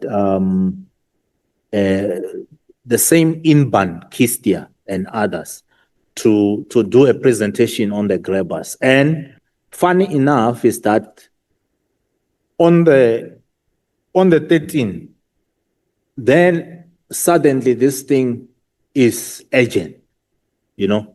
But before then, they were busy by, I think, November and whatnot. So knowing that General Stole is coming in as National Commissioner, so that appointment, you know, was made. Those appointments were made, were the first appointments to be made, and those people were the ones who were carrying out this instruction of buying the grabber. So that is how I link it. But on the other hand, they are key allies. Their relationship goes back. Okay. Yeah. Okay. Let's come to the allegations that you made against Honorable Cameron. Honorable Cameron, do you think was given an access to classified information from crime intelligence when you're saying that he was placed on that alliance of National Commissioner, Lieutenant General Mkhwanazi and others? Was he not given an access to classified information of this? Honorable Chairperson, I wouldn't know, but you know, I wouldn't rule it out. But what I do know is that he is in communication with those people, and he's been attacking anybody who is seen as a rival of that particular, this particular faction. He's protecting. Yes. He's protecting that faction. Yes, and then they irregularly even did his, security, threat assessment, you see. So, because SAPS has no mandate to do threat assessment of the MPs, it is that the mandate of the state security. Then, and it's very clear because the other two members of parliament are being sidelined to say, no, but these ones, we don't have a mandate. You know, for all people, for all members of parliament, maybe bar the officials like your chairperson of national, what do you call this? National provinces, National Council of Provinces, as well as, you know, the speaker and whatnot. But it is not the case on members of parliament. So it was favoritism, but it is because of this alliance that is going on. I'll give you another example. He's been attacking General Dio who was with Prime Intelligence Western Cape. I had to even ask the general at some point to say, what did you do to Mr. Cameron? And he says, no, I don't even know Mr. Cameron. But what I do know is that I stay about 3 streets from Mr. Cameron. And in my neighborhood, I'm the only black person. Maybe that is my sin that I'm attacked so much. So, but I don't know. General Theo must just have to speak for himself. So I wouldn't speak for him, but I was just giving an example that is what he does. In paragraph 154, you are making allegations against the 2 judges there. Yes, ma'am. Sambo and Mbongwe. Yes, ma'am. I won't read those allegations. I'm looking at my time. Yeah. Have you reported that corruption, that or the judicial misconduct against these 2 judges? It's definitely judicial misconduct. That is why I say and or. So I don't know what the other part, whether, you know, in investigation, it will be established. I am in the process of You have not yet reported. yeah, I have already drafted an affidavit to the, I'm gonna report to the JSC. The reason, ma'am, is that, I was busy with the issue of the rescission of that judgment. So, and doing further research to check if this particular matter has ever happened.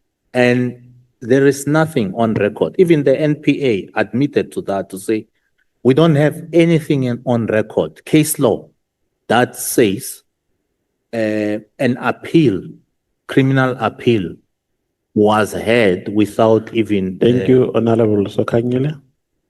Honorable Souls, your time starts now and ends at 15:02. Thank you, Chairperson.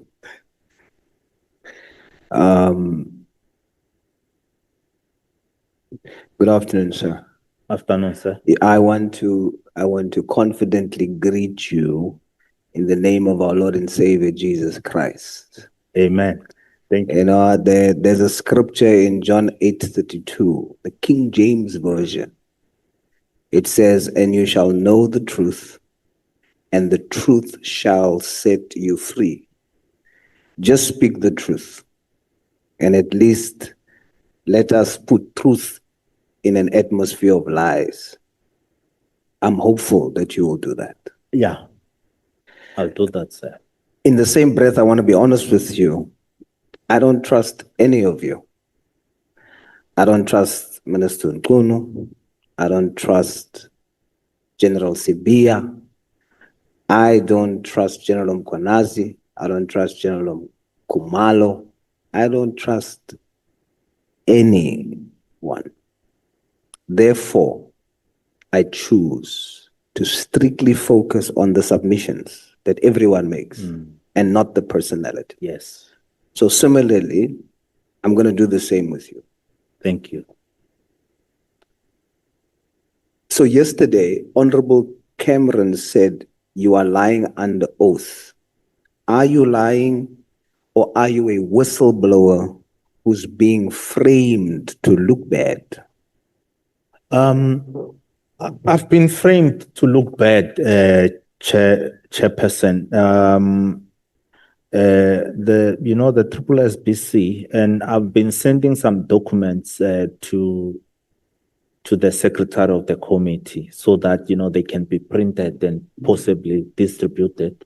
You'll see that Triple SBC has confirmed that I am a whistleblower, and I can even send this thing from SAPS, one of SAPS, and I'll mention his name. Advocate Brandon at the time, he confirmed that, I've made protected disclosures. There's no dispute about that. Even the IDEC, as General Kumalo asked IDEC to provide him with an affidavit concerning that. He confirmed that.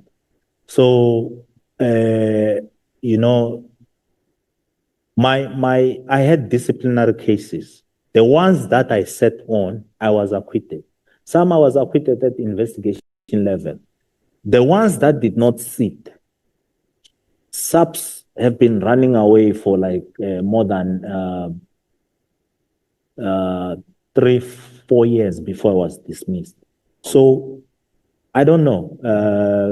But one thing I can tell you, I've never stolen money. I've never even taken a cent from them. That one, my conscience is very clear. Yeah. All right. When you stated in your testimony that you must emphasize that the lady who allegedly stole millions is white, is your intention to break the narrative that the face of corruption is only black, and that the face of fighting corruption is always portrayed as white? But in this case, you want to show that the thief of millions has a white face and the one who is fighting corruption is black. Is your message that there are also black people who does not steal. And evil and good is not a matter of race. There are good white people, there are good black people. But the portrayal has always been that the face of corruption is black and the face of fighting corruption is white. But you are fighting corruption and you are blackface. Is that what your intention is or something else? Yeah, that was definitely my intention, Chairperson, because, you know, in the Secret Service account, the people that are always spoken about as corrupt are, you know, black people. I've, maybe as a sidebar, I've submitted, you know, an extensive Zondo affidavit to the Zondo Commission. And I do speak of white entrepreneurs that are getting a significant share of the Secret Services account, to a point that some even make calls to supply chain officials to say, when are you, you know, making an order to me, requesting quotes from me? You know, you must, as an instruction, you see. So that is what I was trying to, yes. And I'm also saying that the white corruption in the SAPS, especially this person that I'm talking about, you know, I was kicked out from, even threatened from doing a thorough review because she lobbied General Jacobs and General Likalakala to say, this guy is bad news. I don't want him to do my review of this thing.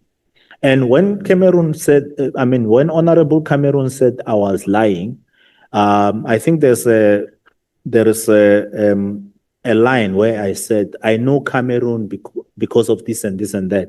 So remember, Honorable Chair, I'm not a first language speaker of English. So if I say I know Mr. Sauls, Honorable Sauls, as an MP, I don't mean that I know you personally. I mean that I know you. I see you on TV every day, you see? So I know him because there was a huge shock of the crass racism that occurred at the time. You see, it was widely reported. There was a huge shock. And the shocking thing is that it was young people doing so. You see, that is the thing. Yeah. What is her name? What is the white lady's name who stole millions? The reason I cannot name her is because she's an agent, so I'm not allowed to do that. But you are willing to do so in camera because we have that facility too. That is fine. What can happen is that you can talk to the Inspector General to clear me to be able to name her. So if I can do that, I'm okay with that. All right. You testified that General Mkhwanazi was made acting national commissioner, and this was even though he was in a junior rank at the time. Yes. And then he appointed General Masimula, and then General Masimula appointed General Khumalo. Yes, sir. Please unpack this for me. Yes. So when General Mkhwanazi was named national commissioner, he went to crime intelligence and got rid of most of the major generals at the time.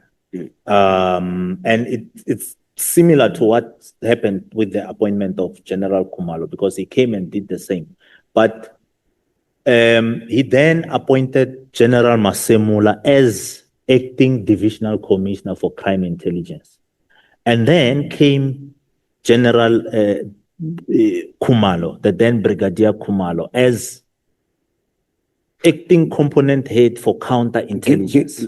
I think in your testimony yesterday, you gave timelines. So simplify it for us quickly. You're saying 2011? Yes, 2011. General Mkhwanazi gets appointed as acting national commissioner, and he's a junior rank. Yes. And then he appoints General Masimula as what? Yes, as acting divisional commissioner for crime intelligence. And then what happened?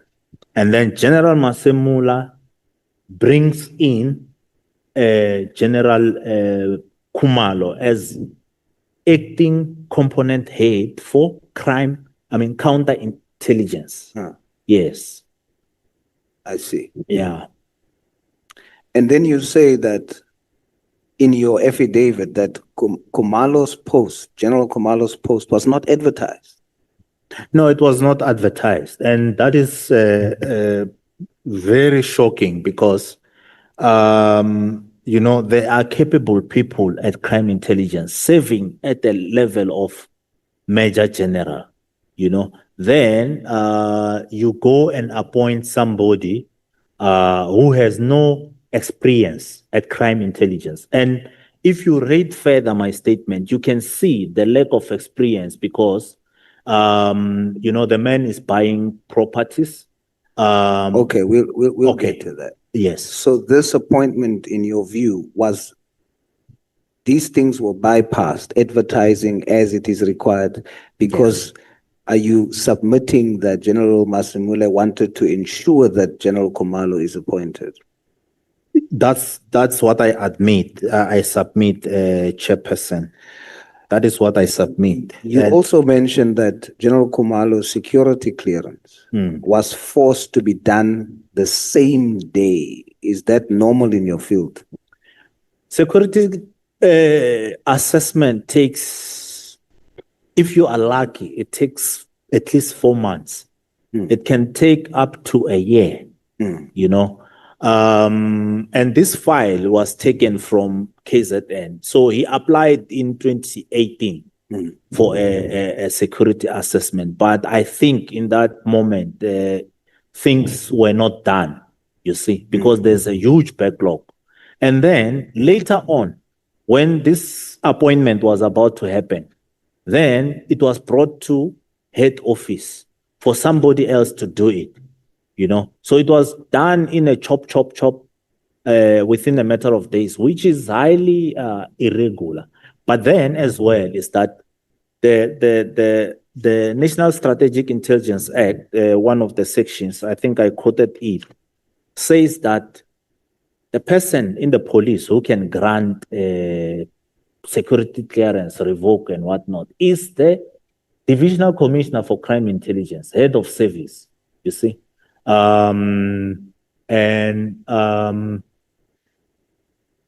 General Khumalo was appointed on 1st December 2022. And then the clearance was given by Major General Lushaba as acting divisional commissioner. So you cannot have a divisional commissioner being given a clearance by an acting divisional commissioner, because the divisional commissioner is there in the post. You see, that is the post of the divisional commissioner. You are acting because the divisional commissioner maybe went somewhere. You don't act, you remove yourself from the position and put somebody and then tell that person that. So this is legislatively irregular. Yeah, it's legislatively irregular and fraudulent. And the IG has also confirmed the IG's findings. And the reason he went to do another security clearance with state security this time, it was a recommendation of the IG to say this security clearance is fraudulent, it's invalid. Therefore, we recommend that, it goes to state security. Now, do me a favor, sir. We have 15 minutes left. Okay. So I want us to be very concise, precise. Okay. Just hit it. You made a protected disclosure in 2022 about this. So Yes. you're not just saying it now because you testify. Yes, sir. You're saying Minister Becky Cele also played a role in this irregular appointment, and General Khumalo, as head of the PKTT, was reporting directly to Minister Cele.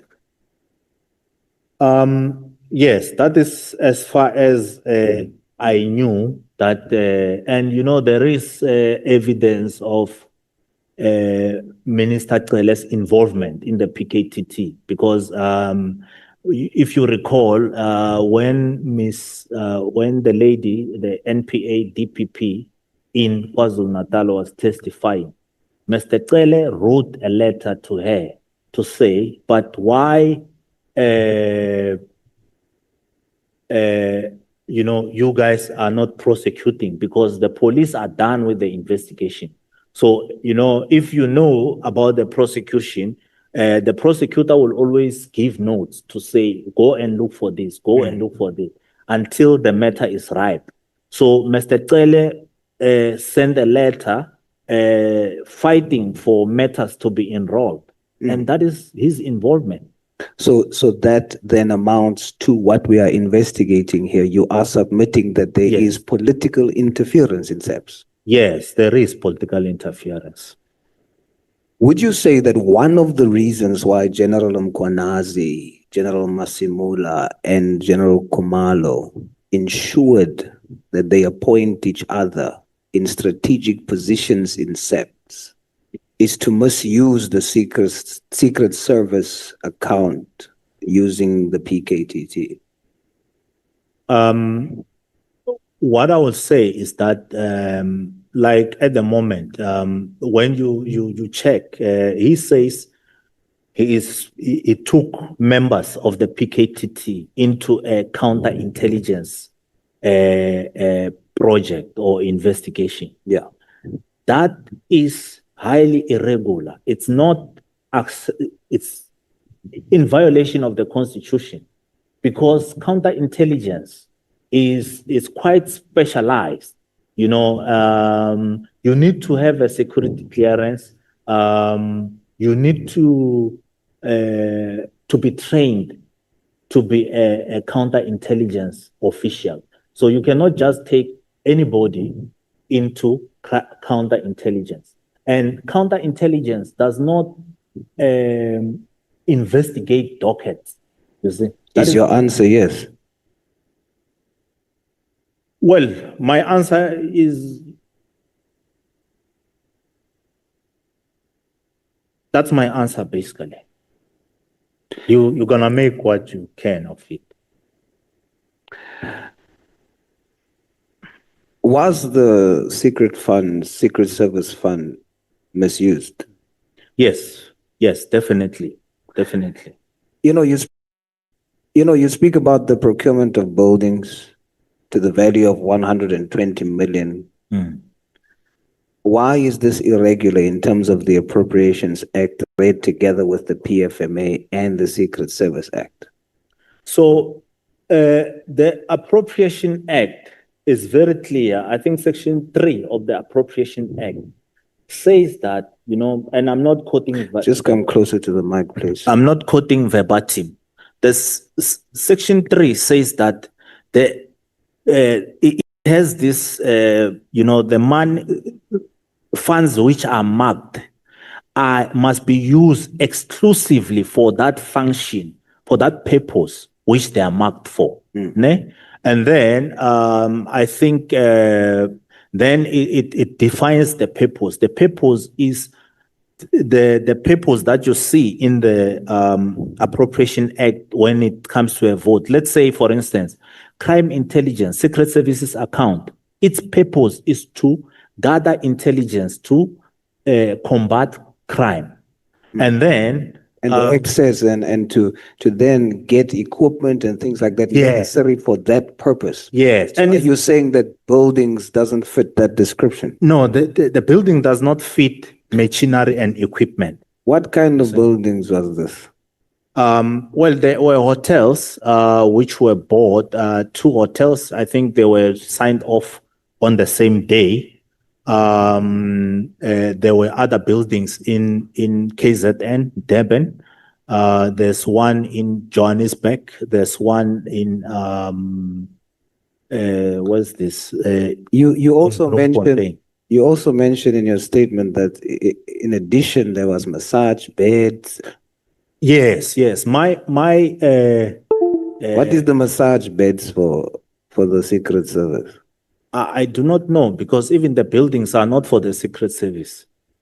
And then, why is this in terms of the act? Why is it irregular? Because my understanding is it's supposed to be Secret Service. So if you acquire buildings like that, the possibility is that it will be known by the public, and where Secret Service agents are not supposed to be known. Like right now, I mean, everybody knows. So the Act says that, I think it's Section 26 of the Appropriation Act 40 of 2024 or 25, if I'm not mistaken. It says, it's very clear that any, funds which are made, which are spent in contravention of the purpose of that vote, which is the Secret Services, amount to unauthorized expenditure. And you must remember, Chairperson, that when you have unauthorized expenditure and irregular expenditure, the irregular expenditure framework says that unauthorized expenditure will take precedence over irregular expenditure. So it's unauthorized what they've done because, yes. All right. Yeah. The 360 million tender with Matlala, what about that was irregular? Briefly. Well, I do not know the gory details, but what I said yesterday is that it should have, in terms of the National Strategic Intelligence Act, the main police division should have brought all those prospective suppliers for them to be vetted, because you are going to then, once you get that tender, you are then going to deal with people's personal details, like the sickness, And because that was not done, you have a situation now that the South African Police Service has given personal information to an alleged criminal. I agree. In paragraph 473, you say that the removal of legal services for crime intelligence to the open account is, I quote, akin to a coup d'etat. If I need to place emphasis, explain briefly. It's akin to a coup d'etat, Honorable Chairperson, because when you remove legal, remember, our legal services, crime intelligence, we were dealing with agents, we were dealing with sensitive intelligence operations. Sometimes, I'll give you an example. There is some two operatives who were in a drug operation, and they were arrested. Who must come in there without raising the eyebrows and whatnot? It's the legal services. We do it. So legal services this component was removed from. Yes, it was removed for now, General Simosenkos, to basically have access there. And funny thing is that on the 30th of January 2023, he was barely a month as a general. He was already meeting the IG, the Inspector General of Intelligence, you see. So, irregularly so, because he is not supposed to meet the IG in a formal sitting unless he has a complaint, you see. So now matters of intelligence were being discussed with the open account. And what I need to also add, sir, is that crime intelligence is founded in terms of Section 209(1) of the Constitution. And its objects and powers and whatnot can be founded in Section 210A of the Constitution, which says, I'm not quoting verbatim, it says that you must have a national legislation that will deal with the functions, the objects and whatnot of crime intelligence. And that particular national legislation is the National Strategic Intelligence Act. You see, we are police members because we are crime intelligence of the police, but we are governed by National Strategic Intelligence Act. And it's very clear that our role is to provide intelligence for the purpose of Section 2053 of the Constitution. So essentially, you've blown your cover.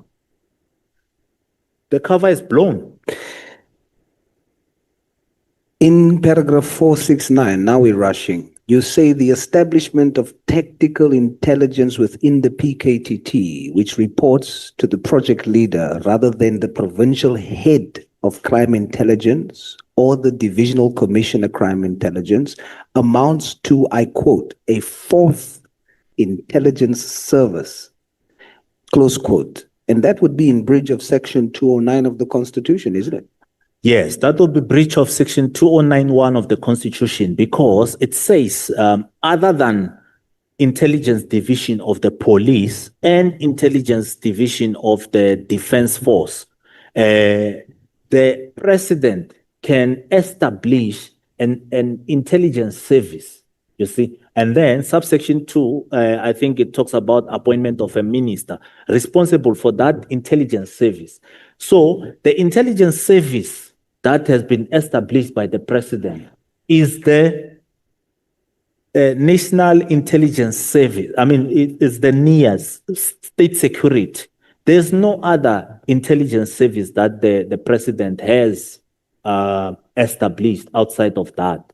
And as a division, crime intelligence, we report to Divisional Commissioner for Crime Intelligence in terms of the national. So basically what happened in the PKTT, a tactical intelligence wing was started, and that, according to the Constitution, is unconstitutional because only the president can do that. Yes, it's a violation of the Constitution, and which makes, if I may add, which makes the PKTT some rogue, if I may say, a rogue task team, as it were. If it is shown that that is unconstitutional, correct? And you are saying that it is?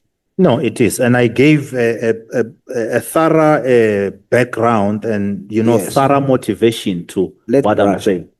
Under the police vote, under the word or the column other, there's an expenditure of 8.6 billion for 8 posts at a unit cost of 1 billion each, meaning 8 persons are earning 1 billion rand each. This expenditure has appeared since 2018, the same year when PKTT was formed. But it is not explained in any of the annual reports of SAPS. They don't explain what that expenditure is for. Now, seeing that the crime intelligence component of the SAPS has access to a portion of the State Security Agency, the COVID budget of the State Security Agency, within Treasury Vote 8. Yes. Can you make sense of this and also tell us whether you know if any portion of the PKTT or any task team funding is drawn from this budget? Quickly, we have like 3 minutes. What I do know is that the PKTT's budget, according to General Dimpane's testimony, comes from national cost, but it comes from ORS, and that is a division within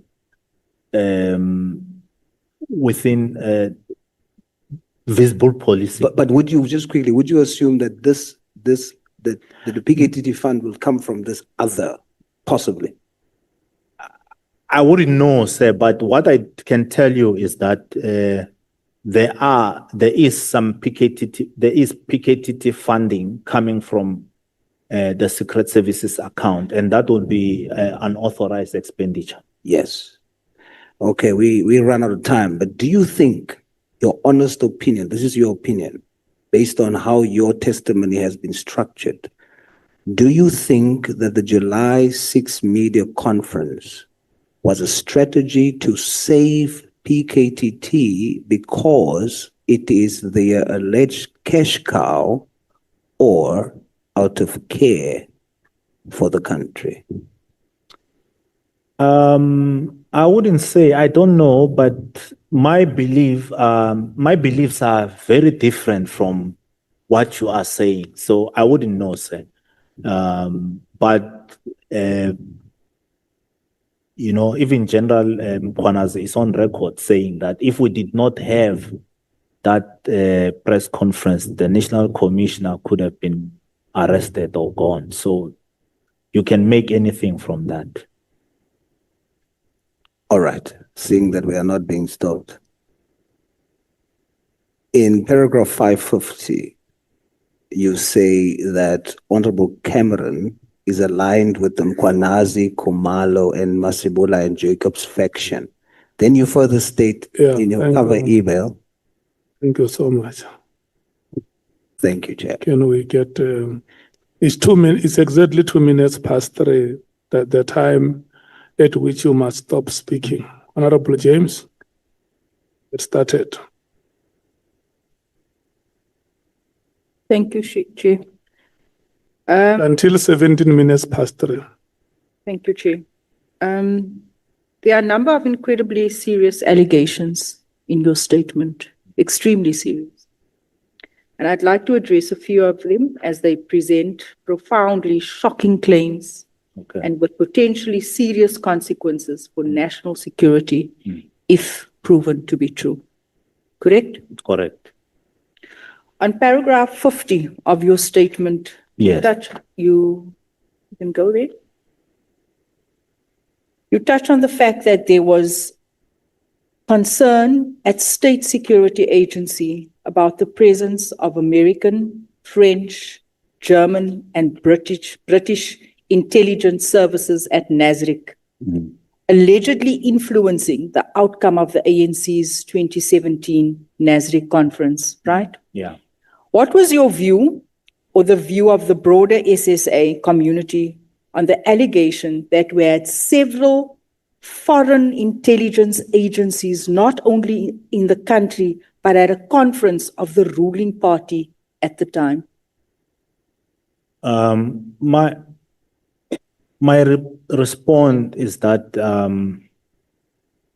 if these allegations were true, these agencies, agents that have been identified there would have been arrested because they would be gathering intelligence in another country, you know, so they would have been arrested. So I don't know how true this was, but if you, the ID, fortunately, they do have the written notes that talks to this CIA and whatnot. And these written notes were written by General Vuma, confirming what General Ngobo has said to me, you know. So I was given those notes so that I can go and prepare, what do you call this? Prepare a document for the National Commissioner to sign to justify why we need to buy a grabber. You say in paragraph 51 that Minister Mbalula has painted you with a black brush, right, because of your refusal to release funds through legitimate funds from the Secret Service Fund account to crime intelligence. Was the minister's involvement in intelligence work a frequent occurrence in your knowledge? Okay, maybe let me clarify this, ma'am. I clarified it yesterday. General Ngobo was saying that I was being painted. I think my writing here was bad. I was being painted to the minister by members of crime intelligence with a black brush. Okay. So my knowledge of the minister's involvement only came about after General Stolle disposed an affidavit to the Constitutional Court. Otherwise, I did not know. I I've not been aware of any involvement other than this one of the Minister of Police with regards to his interference in intelligence matters. Okay, so there's been no other instances of interference? Not to my knowledge, yes. In the early days of this committee, a while back, General Sibiya's testimony, we heard how the entire top brass of SAPS dropped everything to be at the ANC conference, right? Yes. And as I read your statement, that the entire SAPS, criminal intelligence, crime intelligence, and state security effectively mobilized state resources in order to not only influence the outcomes of a party conference, but to benefit a certain faction within the ANC, notably the CR17 Cyril Ramaphosa faction. What is your view on the implications of this, where everyone just flocks there and they get involved in political party factions and driving certain agendas? Ma'am, my understanding of this matter specifically is that given that the minister was on the other side, so it was not to benefit on this particular matter. What do you mean on the other side? He was supporting the other candidate. Remember, there were two candidates. Sorry, I know very little about what happens there. Please explain. I think there were two candidates, and it's Mrs. Nkosazana Dlamini Zuma and Mr. Ramaphosa. So, but I mean, they were all good candidates, but the minister was on the other side. I mean, that is it's on record, So I don't think this was meant to benefit Mr. Cyril Ramaphosa. If I read your statement also, I read that the state security apparatus of this country was going to assist this ANC faction by procuring a precise location mobile unit, the phone grabber, for a company from a company in Israel. Again, what would be your view on the incredibly dangerous implications of this allegation? No, what do you call this? The document is there, the type of equipment, because I had a catalog of that equipment. I think it's with the IDEC. So the catalog is very clear where that thing comes from. And the gentleman, Mr. Inban Kishia, did say that the engineer comes from Israel. So it's not something that, but it's there. But it raises concern. You'd agree with me? No, serious concerns. I mean, all this thing raised serious concerns. At the center of all of these, and it's really concerning for me because, all the names that gets dropped here every other day when a witness appears here, it is names of people that we've dealt with, names of people that we reach out to when our communities are burning. And as you mentioned these names, I've almost dealt with almost 90% of them. It is really concerning to realize that they could be potentially corrupt. Especially in Gauteng. In my experience as well, there are names that I dealt with, thinking that, I'm talking to, very honorable people, only to find that, no, they, whatever you might be reporting about, they are deeply involved in that thing. So I always take precaution now. In fact, I don't even discuss anything with anybody anymore, because... I quickly want to get to this. The Secret Service account, yes, also at the center of all of these allegations, the cause of our unhappiness, the cause of why we find ourselves here, that's meant for gathering of information, meant for sources, meant for the handlers, right? Yes. How many sources are registered with SAPS? I can't answer that, ma'am. I'm not allowed to answer that. You're not allowed to answer that. What we see various amounts being drawn from this account. Can you take us through what's the process for a claim for a source? And how do you justify the various amounts? Because there are times we hear people were paid 100,000, 300,000, 5,000, 10,000. What is the regulation that guides the amounts that gets paid to these sources? All I can say is that there is an internal policy, and each merit, each matter, it's determined on its own merit. Sometimes the evidence is, there are people who deserve such huge amounts. What is the biggest, largest amount ever paid out to a source for information? I'm not allowed to say that. I can't say. Just an idea. Above 500? Now, I'll be charged because this will be protection of information, Section 4 of the Protection of Information Act.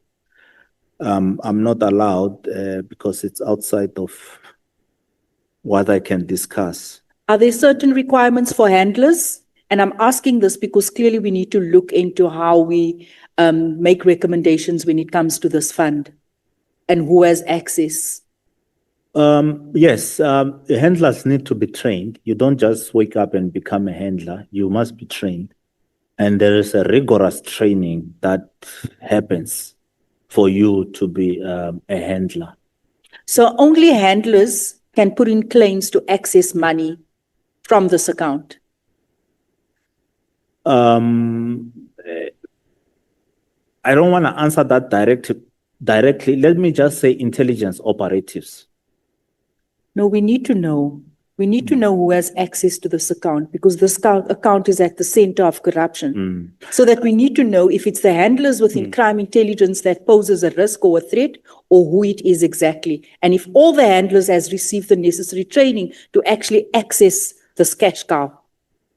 I'll answer it this way, ma'am. I'll say management, the broader management of the police as well as crime intelligence are the one who, and not all of them, are the ones who pose the biggest risk to. And they are all handlers?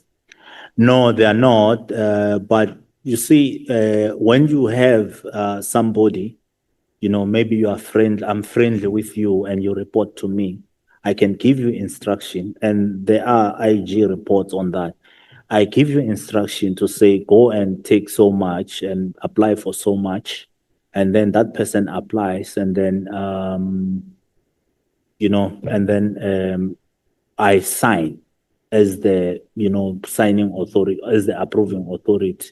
So someone just sucks an amount, signs a claim, and the money comes? No, in corrupt cases, yeah. I'm talking about when we discovered corruption, somebody will just instruct one of the subordinates to say, sign, go and get me this much, and then they sign, and then, make whatever motivation. And then I will then, as the approving authority, then approve, and we get the money, and yeah. Sure. I want to move and refer to paragraph 10 of your statement, where you say that you were forced to accept temporary transfer in 2019 to a post in intelligence collection unit for which you admit you were not qualified. Am I correct? You were not qualified yes, for the post. Okay. Yes. You spoke at length in your testimony about irregular appointments and the implications on SAPS when unqualified people occupy crucial positions. Why did you accept this post under those circumstances? I actually did not accept. And you know what happened when I did not accept? I was suspended. There is, it's there. I'll send the information. I was suspended, and then, and the post did not even exist. So I could not impose myself on these people, because when the suspension ended, I went back to my position and I was chased away. And then I left. I went to stay at home, and while fighting while reporting to everybody, as I say, that I also reported to the president. So if you report to the president and nothing happens, then what more? Because, even the constitutional entities like the Public Service Commission, I do have evidence of such, where they also communicate back with me. So that is what happened, and there was nothing I could do, man. My last question, I've read paragraphs 4 and 5 of your statement. You explained to the committee the purpose of providing your evidence to us here today. I want to pick up from that and ask what motivates your submission to this committee? What motivates my submission to this committee is that, even if, I'm no longer there, even if I do not return to that environment or department, I would like to see change like any other South African. I believe that it's about time that some of these matters are dealt with in open forums like this one. There are situations where you have a direct clear case of corruption and fraud, and then the people that are supposed to investigate those matters, they just drag their feet or just throw the case away. And most of these people, like you heard yesterday when Mr. Cameron was questioning me to say General Jacobs' case was withdrawn for the grabbers as well as the PPE corruption. So it was withdrawn, but not because there's no evidence, because somebody decided that. You keep going back. You say. Thank you so much. Honorable Skosana, your time ends. This is so brutal, Chair. 15:47. Thank you. It starts now. Look at Chair. me and start questioning the witness. You don't have time, Honorable Skosana. Thank you, Chair. And you ought to say good afternoon to, or he's still busy on the phone. No, I'm sorry, sir. I was just looking for something for the honorable members. I'm sorry Thank you about that. Good afternoon. Good afternoon, sir. isiZulu uyasazi, isikhethu uyasazi. Ngiyakhuluma here and there. Okay. But, yeah. Ya ngoba abantu bekhaya bafuna ukuzwa moya ukuthi uthini lapha. Yebo baba. Ukuthi mhlambe uzokulwa iziphi zakho ngoba mhlambe uhlaliswe ekhaya noma hayi na. It depends how you want to see it, you can say that, but it's this thing is subjective. Ngizokuthoma nje ngesikhethu ngithi kuwe. Uyakhumbula ukuthi siye saba no General Khumalo la. Yes, sir. Mina ngizozama ukuthi sibe sirage msinyane yabona singa. Yeah, I know ukuthi uma uphendula uthatha isikhathanyana. Oh yeah. Now uKhumalo waboshwa aqeda ukwehla lapha e-airport. Kwathiwa kunomuntu oqatshiweko udade omunye umrazana so. Yeah. Uyayazi indaba leyo? I do know, sir. Maybe we can return to English so that I'm okay. able to answer Thank you. properly. What I was saying to you is that Khumalo was arrested of being part of the panel which appointed a lady who I think she used to work for BMW. Am I right? Yes, sir. Was it right for him to be arrested if he was involved in employing that lady? In short, was it right or it was not right? The Corruption Act talks to issues of appointments. So I do not know the details, the gory details, except for the high level that I have. So it's up to the. I want that high level which you have. In short, my knowledge of this lady in question is that she was not a manager as it's being said. She had when she started out, she was in the BMW graduate development program, and then from then on she became a specialist. Okay. So. Yeah, because you know why I'm asking that? Yes. Because I believe you said you are not a police career person. Yes, within SAPS. Yes, sir. And there's nothing wrong with that. There's nothing wrong. Absolutely nothing wrong. Now, What is your scope of work at SAPS? Because when I'm reading your submission, there's a lot of things which you've mentioned here. Are you an agent or are you a financial person within crime intelligence? Within crime intelligence, you know, I was responsible for agent, not agent administration, but the salaries and whatnot. But informal administration was part of my responsibilities. You know, preparation of financial statements, budgets, where we were funding intelligence operations. Okay. Yeah, and et cetera, et cetera. Yeah, now, you mentioned that there's 2 cases in court where you say General Patlane is an accused person. Can you give me both? No, I spoke of one, if I'm not mistaken. The one that I'm talking about is the one of iView. That is a crime intelligence, you know, matter. So, Okay. Yes, sir. Now, in that crime view, which I think yesterday I heard you very well, you will know that Songwane was part of that committee, am I right? Which committee is that? The one which signed. No. And the one which recommended on the 20th of the 12th, 2016. Yeah. In his capacity as a section head. I was not part of finance and administration. I was not part of the committee. And this matter, Chairperson, if I may say, I'm a bit constrained because I'll be testifying on the matter, but it is not, I'm not responsible for supply chain management, for ensuring that the supply chain processes. And in that moment, I believed, if I may say, because when I got to crime intelligence, I was just, and I must say, I was just 3 months from there. 3 months appointed into the post.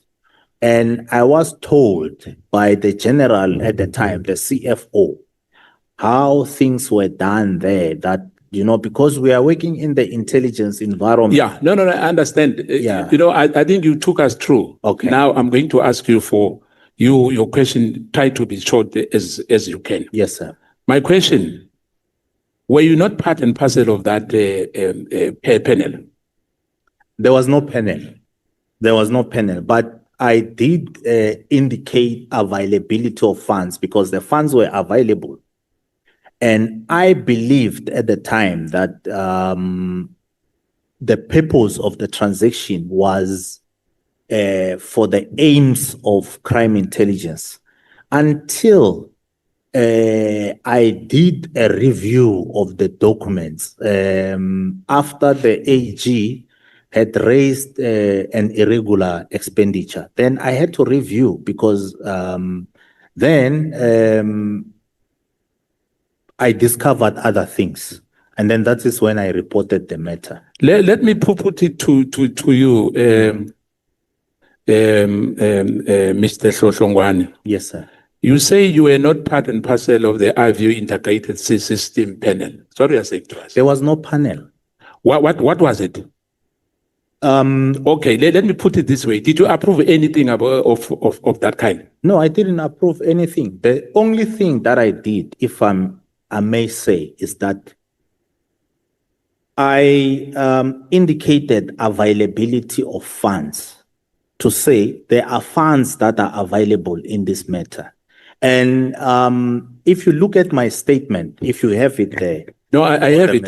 Let me ask you once again. Hence, I'm saying you've been asked many times about these matters, and you've really tried to explain. But my question again is that you are distancing yourself from this, that you are not part and parcel of the people who have dealt with this matter, like Brigadier Chan Golam, Major General Nemutanzela, and Major General M.A. Makele. Do you know them? All of these people? No, I know these people that you're talking about. So it was in a public domain, remember? This matter was in a public domain. Yeah, yes, and there were a journalist called Mariam Tam. I think you've mentioned her yesterday here. Yes, I did mention Thank you. Now, let me put it to you. You are misleading this committee. In what manner, sir? You, when I'm saying you, I'm saying you as a brigadier, Yes, sir. which as well, unfortunately, as you said, I heard you are saying, no, we don't need a trained policeman to be the head. We can have everyone like Ria Piecha in other words. Yes. But I'm putting to you now that you, Brigadier, Section Head, Finance and Administration Service, 2016-12, or on the 20th, you recommended that, I view. Do you agree with me? I do agree, but you must understand this in context. No. No. Remember, the context, I have it here. I've read that. For you to repeat it again, it will be the waste of time.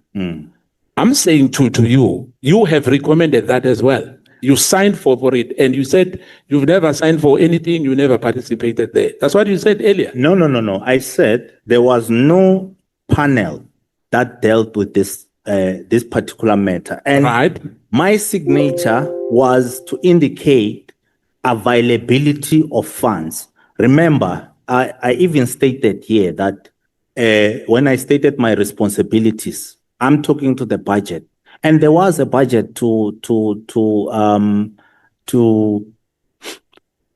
proceed with this matter. And I must say as well, Chairperson, that it might happen that a transaction is done and members are not even aware of what exactly is happening beneath, because everything on the surface looked good. So there's nothing wrong with me having signed for something that on the surface looks good and proper. Yeah, let me again through you, Chair, because otherwise we're going to go around the circle. But the fact of the matter is that your signature here in this matter of IVU, you recommended that there's money, as you said. Yes, am I right? I agree. And the other people have done what they had to, and the National Commissioner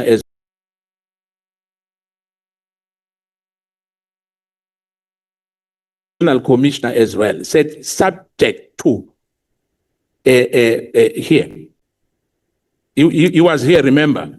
Yes. That there's no deviations. And the compliance is top notch. Yes. Right. Now, let me put it to you. Following that committee consideration of the application which served before them, having realized that the amounts on the quotation exceeded the threshold, they approached the accounting officer with an application for deviation. Hence what I was saying to you now. Yes, that yes. When he put that signature, he was very clear that as long as there's no deviation, am I right? Let me say something, Chairperson, if you can allow. This matter, I'm going to testify on it, I think in November. It's before the High Court. Wait a second. Wait, before that. Are you not sure whether it's in November or do you have a court date? No. You don't have?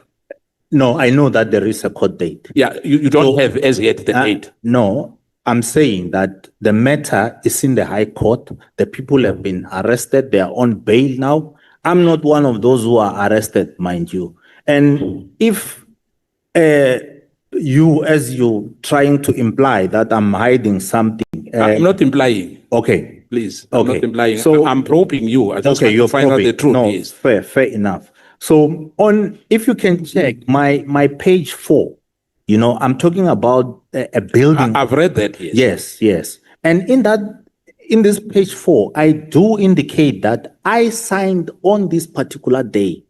You can sign for something like saying that funds are available, not knowing what is happening behind. Yeah, but as a chartered accountant, you can't put your signature on something we are not sure about. No, but here's the thing, sir. At the time, if I may remember, there were issues of Fees Must Fall and all that. Yeah, irrespective. No, irrespective. let me finish. But do you agree that you can't put your signature, which I something fully we are not sure of? I fully agree. Do you agree with that? Yes. Thank you. Now, let me because of time, as you know. Yeah. My first question to you was: do you have any basic training as a policeman? You don't have. No, I don't have. Yeah.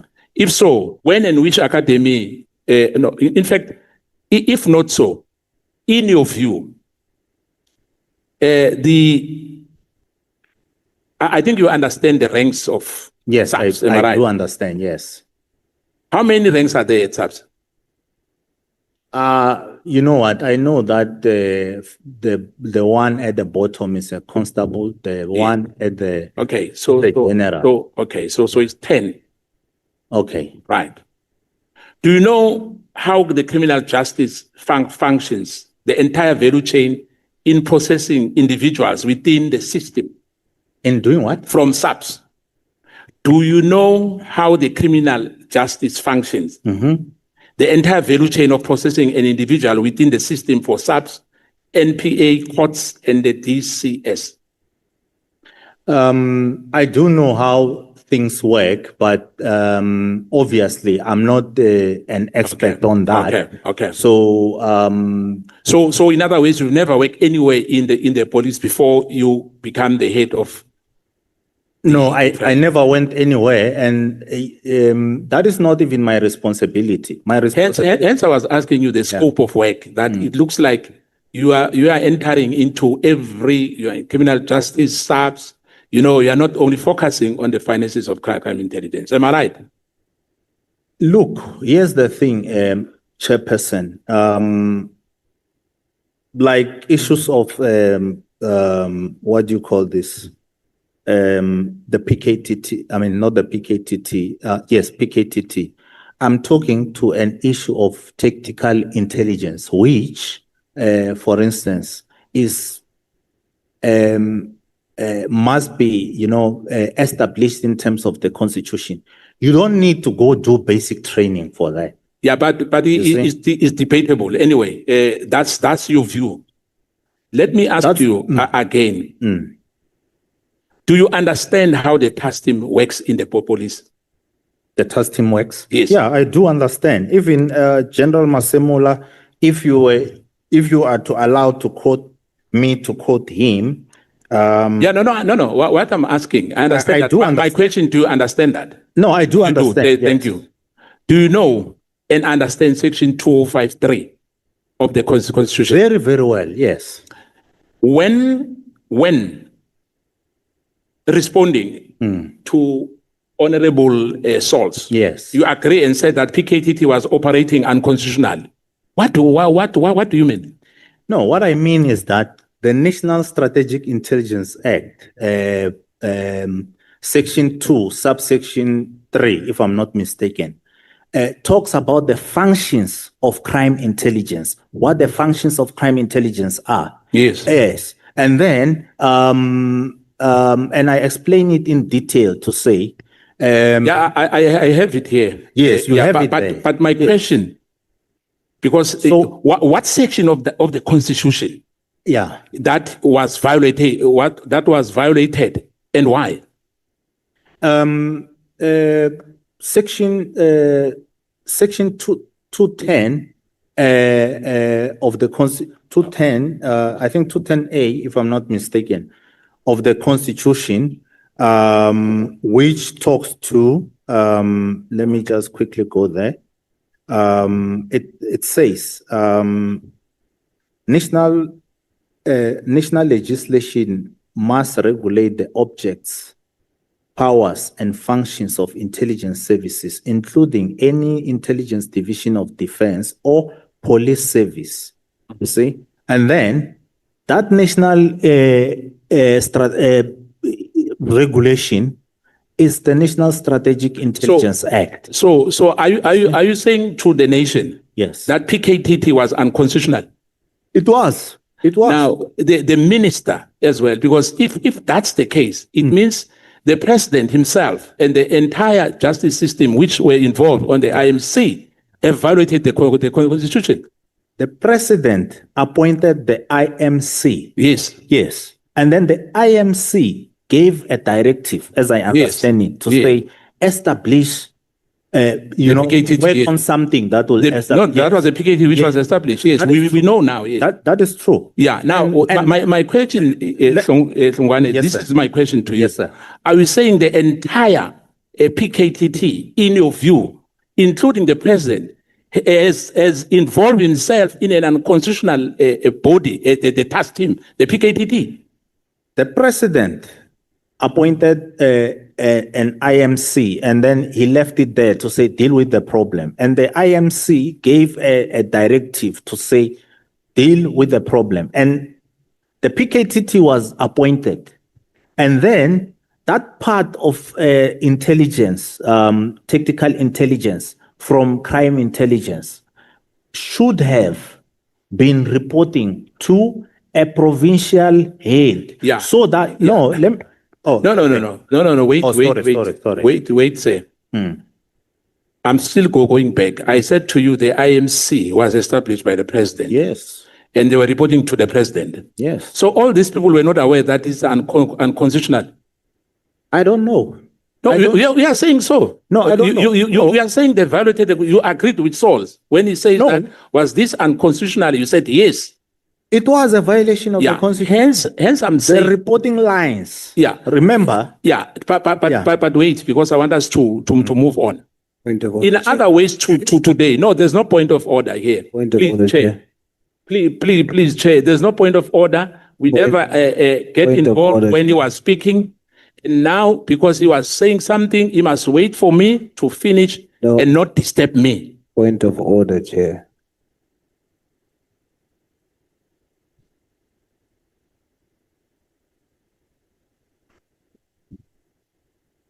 Can I Honorable, continue? Honorable Nomvalo, how did you handle matters like this one? I was not entertaining them, Chair. Honorable Skozana must proceed. No, it's a point of order, Chair. Okay. Honorable Skosana, proceed. Thank you. Point of Now, order, Chair. the IMC, as I said, it was Yeah. the body which was established by the president. Chairperson, point of order. Point of order. This is out of order, Chair. Chair, a statement was made. The point of order is not recognized. Can we proceed, honorable members, please? Thank you, Chair. Chair, it has nothing to do with the witness. Honorable Skosana said Chair, can you mute him, please? the witness agreed with me. I did Please. not make any statement. We are out of order, Sauls. So, Honorable Sol. we are not out for a disturb point of you. order. It's No wrong. one disturbed you. I'm not And disturbing. you were saying a lot of things we don't agree with. I'm not disturbing. No, don't disturb our speech. You can't Don't mislead do that. the Don't do public to that. say that the You're trying the to witness grandstand agreed with during me. our It's time. wrong.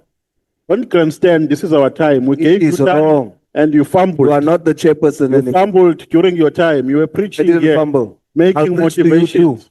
You were busy. Outreach to You you were too. busy motivating a witness here. Then instead don't of lie. asking Let me questions. preach to you. Do not lie. I'm not going to interrupt our speaker here. Do not. Your speaker must not What the lie hell about do you me. think you are? Your What the hell do speaker, you think you are? Honorable Ashley Toy, You are not going to disturb. You are That's not why going to to be disturbed by you. you will here. not lie about me, and I must You were be quiet. busy reading scriptures. You were busy motivating will not people lie and about reading me. scriptures. You will We're not going lie to do about that me. to us. That to us. I will not allow to We're be not lied going to about. be disturbed by you, Sauls. You must behave here. You must We have behave. one chairperson. Don't lie about me. And I must This keep is not quiet. a circus here. Don't lie This about is not me. a circus. Don't lie about me. And the chair is protecting No, you. no one is lying. You must keep quiet. I will not Allow keep quiet. you to speak It's a my lot of. constitutional right. Allow you to speak a lot of nothing. I will. Kept quiet. I will. Speak. Allowed you to speak a lot of Don't nothing. control me, sir. Now we want to tamper with our time. Lie in your time. No, don't do that, man. If you lie about me, Don't I'll do raise that my to us, voice. please. I'll raise my voice. If you lie about me, Don't to the test us. public, don't lie about me. And Chair, I'm very, very, very upset. You are protecting MK by lying about me. I have not given testimony here. For him to say that the witness agreed with me is to insinuate that I was leading the witness.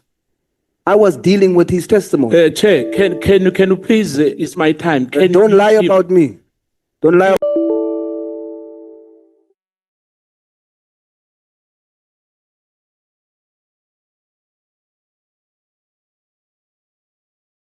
To protect criminals. Prove it. We know that you can't even hide. Me there. Can't even hide.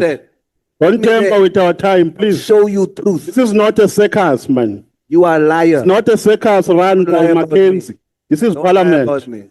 Put me on the stand and test whether I'm protecting criminals. Put me there. Let's see. Put me there at that stand and I'll show you truth. I'm not a liar, so don't lie about me. And Chair, you cannot protect lies. Chair is pointing fingers, an honorable member, and the language he's using. Pointing is wrong. fingers to the roof. Are you on the roof? No, we are not. Are you on We the are- roof? I'm calling on my No, you are lying. You are not pointing there. You were pointing here. doing this. You must look carefully. You're lying again. I will not sit here and be lied about. We must go to church and preach, man. You know, Chair, can I have my time, Please please? do. Go to church and speak the truth. Please, Chair, can I have my time, please? Please, can I have my time? Thank you, Chair. Let me tell you, honorable members, where the house which Parliament allocated me, I'm staying alone. It's only me and the television there. So when I get entertained like this, I love it so much because it takes me away from the boredom of the house. So can I give you the next 30 minutes to restart from where you ended, and then we will continue with the meeting later? You can even come and stand here. Yes, for my image, I will do so.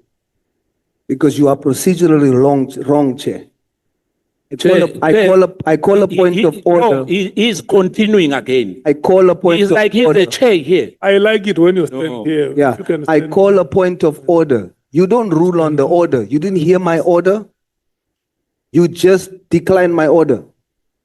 That's wrong. According to the rules, you must hear my order and then make a ruling. Why are you treating me unfairly? And then you allow them to lie about me and you protect them. I will not sit here and allow that. So you can say what you want, Chair. I'm sick of it. I always ask, I respect you. I call a point of order. You must allow me. Chair, to this give my man does not respect you. It's a fact. Doing what procedure requires you to hear my point of He's order. the only person who knows the procedure here. We know the procedure here. We know the procedure. He's not the Raise the only point one. of order. It must be heard and then you make a ruling. I can't sit here every time and every other person gets opportunity to speak when they want. They can say what they want and I just must sit back. There's no one who said any. You are the only person who has intervened here. You are the only I will person. not allow it. When it comes to my name, I will not allow it. So I'm raising my voice like this because you have not followed procedure, Chair. So you are the chair now. You are teaching the chair how to Yes. to run. Based on procedure, based on the rules. If there's a point of order, So you are the rule only says- person who knows the rules here. No, study the rule. Am I wrong? Rule says if you raise a point of order, the chair must hear it and then make a rule. Honorable The chair members, didn't do can I that. crave your indulgence, please. I will not allow it. I will not allow it.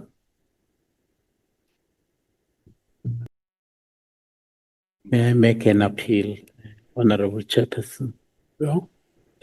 to our esteemed honorable members, to please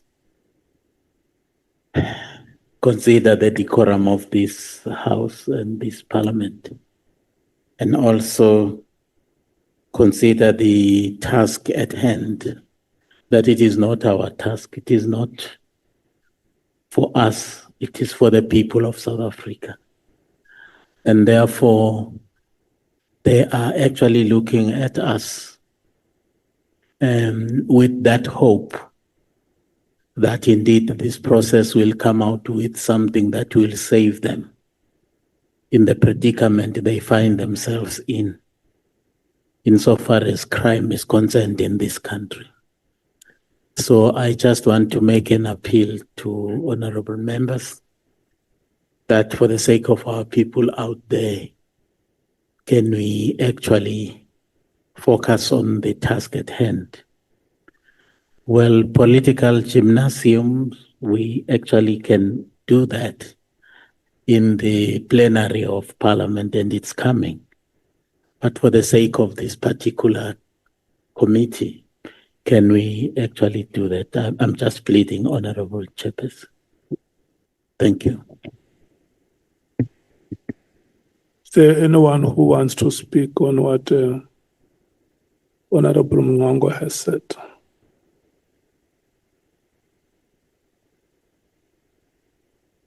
Nobody wants to speak. But I still want to say it, honorable members, that the stage is open here.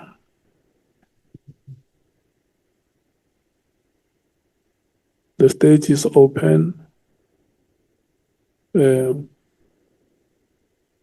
If members have the energy, you can come to the stage.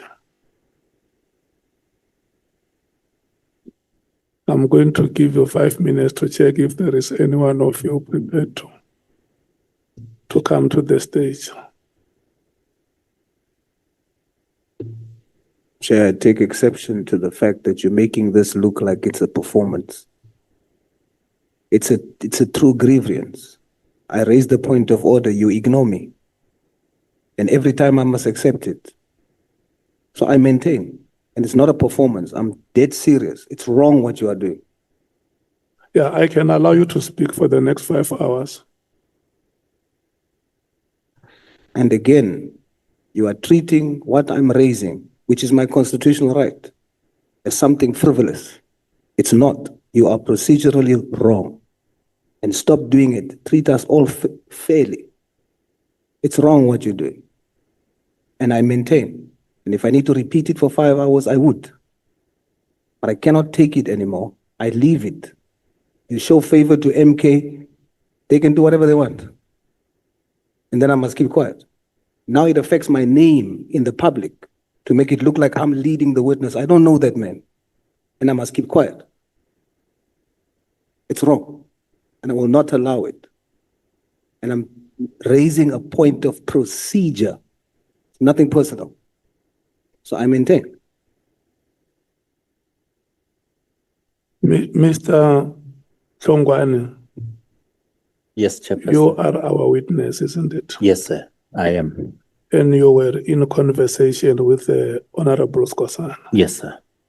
Yes. There was nothing, Honorable Souls, that stopped you from allowing Honorable Skosana and Honorable Hlongwane to conclude their conversation. And then you raise your hand and the chair will accordingly recognize you. There was nothing. Chair, how can you say that when you didn't hear the point of order? How can you say that there was nothing when you did not hear the point of order? I'm saying that during these proceedings, yes, there are honorable members who raise hands, and I show them that they have been recognized. We allow the proceedings to flow, and at the right time, we give them time to speak. But the rules say when you raise a point of order, which I did, based on what I heard the honorable member do, I raised the point of order. Can we then please, chairperson had to hear. Can we ignored me. Save the proceedings from this kind of engagement? But follow procedure, Chair. I didn't do anything that was wrong. May we please save these proceedings from this kind of engagements? When you should follow procedure. That's all I'm saying. But can I say these proceedings are not about whether the chair is right or wrong. We have a witness here. that honorable members must be given opportunity, each one of them in rotation, to converse with the witness. Can we please respect that? Indeed, but when I raise a point of order, you should hear the order, Chair. You did not. You blatantly ignored me. Now you're saying Because the honorable member was still in conversation. the rules with the allows me witness. to. The rules allows me to call a point of order because at the point of what he Yeah, but said, what I'm saying is, do we really have to argue on a point of order? we weren't arguing. If you just followed procedure No, and no, allowed no, me to say my point of order, then make No, a no, no, ruling. no. You didn't do that. You ignored. I find that to be very unreasonable, honorable son. You were unreasonable, Chair, and I maintain you didn't follow the rules. It's wrong. I have a right to. It's me who is unreasonable. Indeed. Yes, sir. It is you. When I raise a point of order, you blatantly ignored me and then state the witness shall continue. Okay, can you suggest how must we proceed now from here? If you can give us a suggestion so that we don't waste our time. Please be clear. Arguing between you. How do you suggest we must proceed from here? Be clear on the rules that I wasn't wrong in raising a point of order. You were not supposed to deny me the opportunity to hear my point of order and then make a ruling. You just decided you're not going to allow me. And I raised my point of order at the time when the honorable member did something out of order. That's all I'm saying. So Okay. as I stop, Chair, you can continue, but don't make it look like it was a performance. What time do you want the proceedings to resume? The proceedings has not stopped. This is procedural, what we are doing. But I'm just saying, I've said what I wanted to say, and I'm not going to move away from the fact that you were wrong, Chair. Thank you. Okay. And I'm not going to accept that I'm wrong.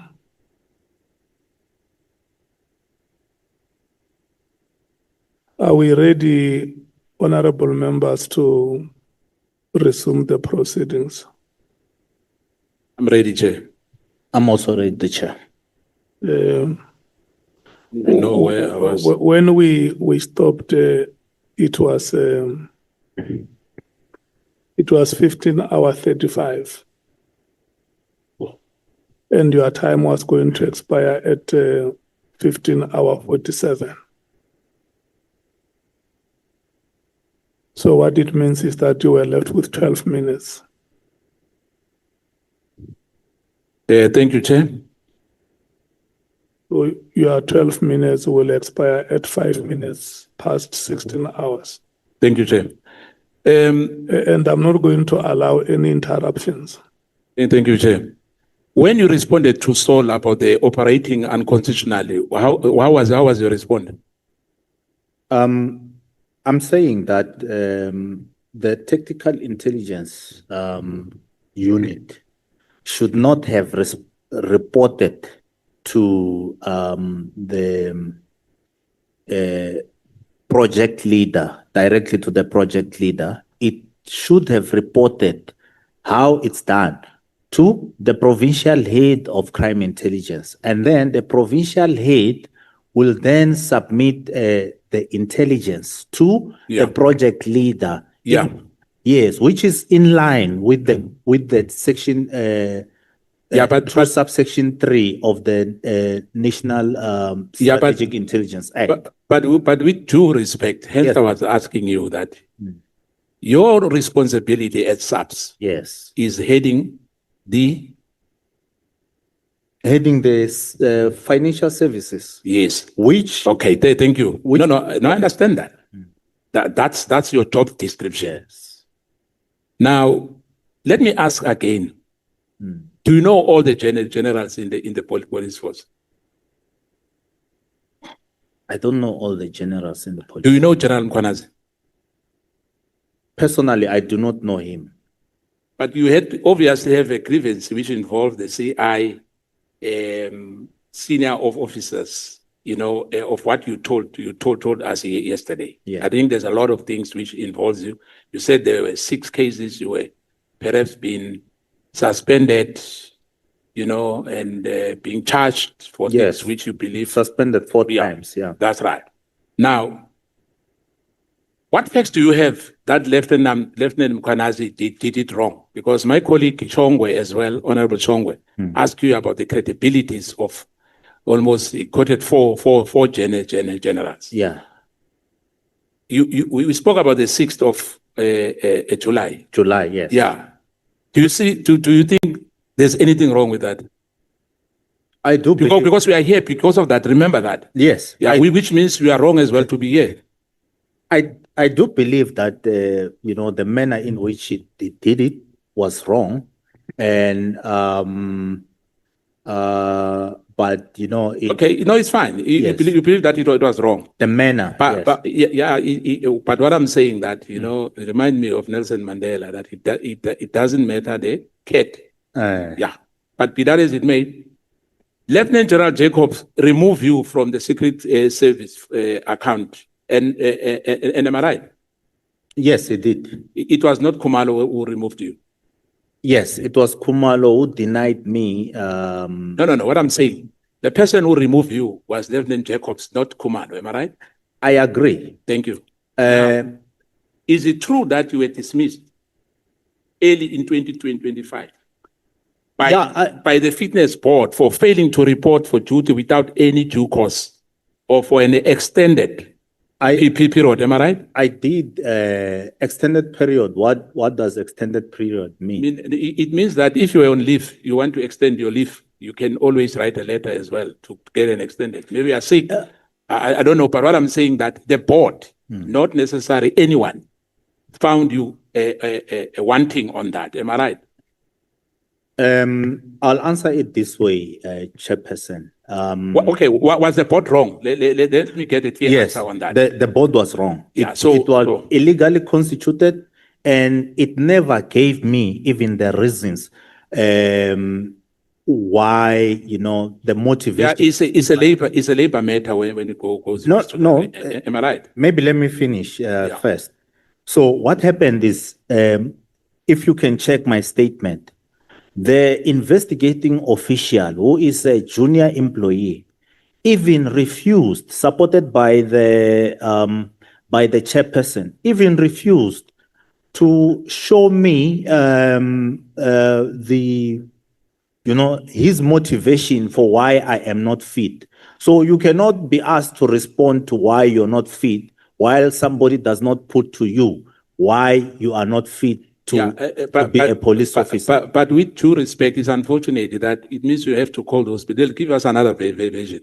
So I'm saying with whatever you, because we can't say this is a gospel truth, what you submitted to us, because there's a lot of hearsays, because in other matters here, you are saying yourself, that is alleged. For instance, I'll give you an example. Yeah. That if you are saying there's a bag and somebody told you there's 100,000, you can't prove that. Am I right? There is an investigation going on. No. I understand the matter. Listen to me. Listen to my. Okay, let me ask you this question. Are you sure that there was 100,000 in that bag? I trust the person who gave me the information. Where's the evidence? Can we get that evidence that there was 100,000 inside the bag? The matter is under investigation. Yeah, but say you are saying that you trust the person. In other words, the person is telling you the truth.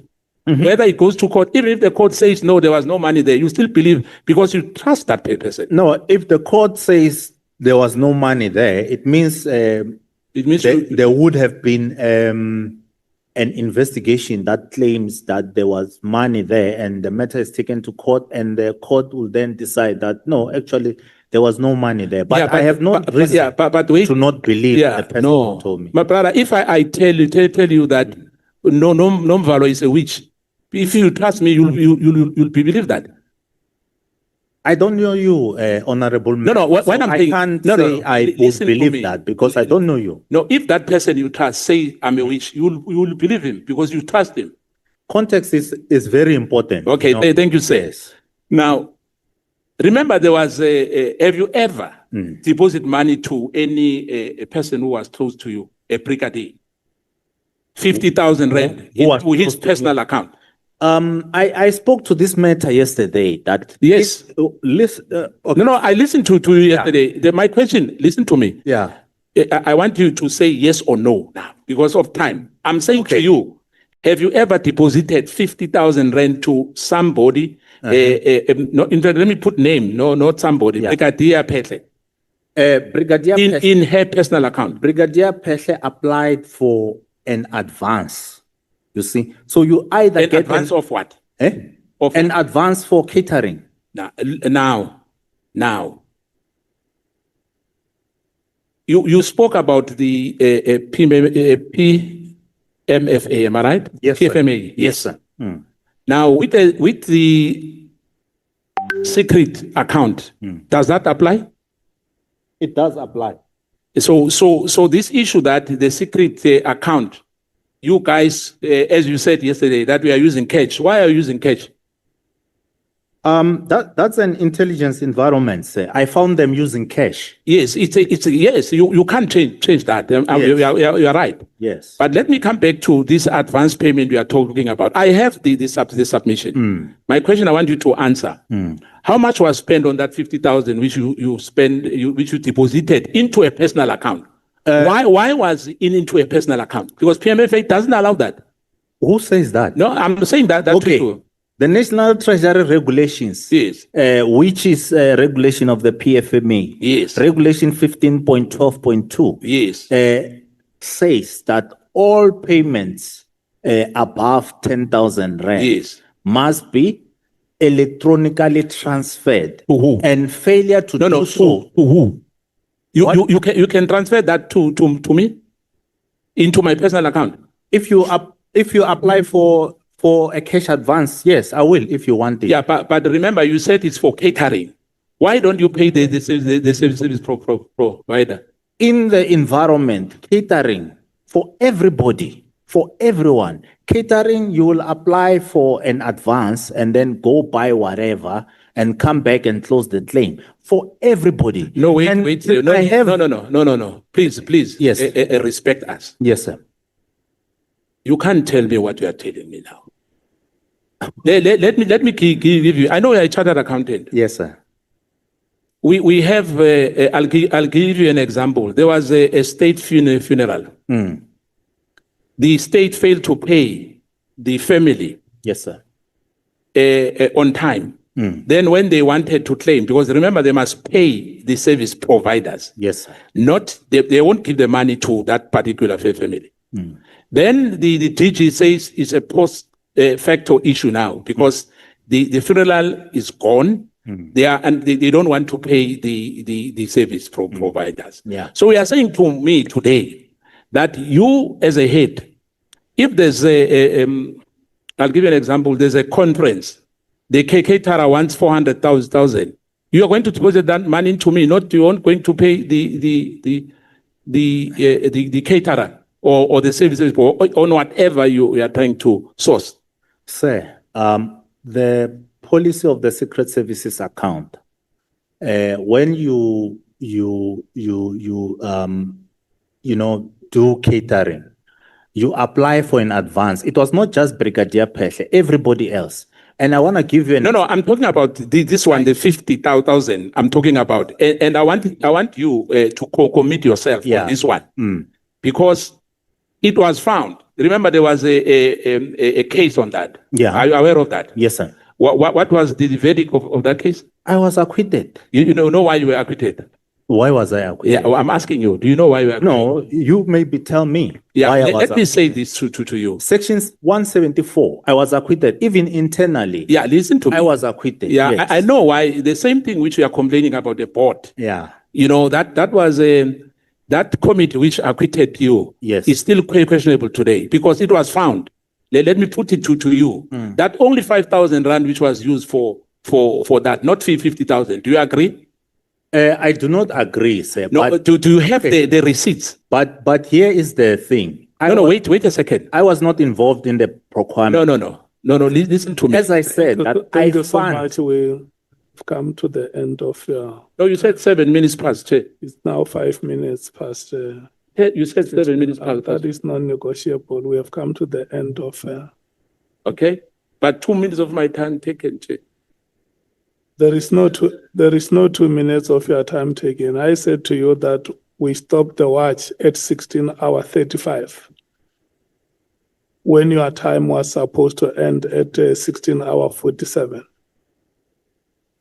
Thank you so much. Mr. Hlongwane, Yes, sir. Yes, Chairperson. good afternoon. Good afternoon, sir. Are you alleging that there are corrupt officials in the South African police services? Plenty, Chairperson. That's what I allege. And maybe, Chairperson, I don't know if you may allow what Honorable Skosana was just talking about. No, talk to me. Yeah. Is my time now. Talk to me. Okay. Yeah, I felt this. Okay. Yeah, they are, Chairperson. And it is also your allegation that some of them are occupying senior management positions in the SAPS. Definitely, Chairperson. And that some of them are currently serving in the SAPS. Definitely, Chair. And that part of the corrupt practices is the abuse of administrative authority that they have. Definitely, Chairperson.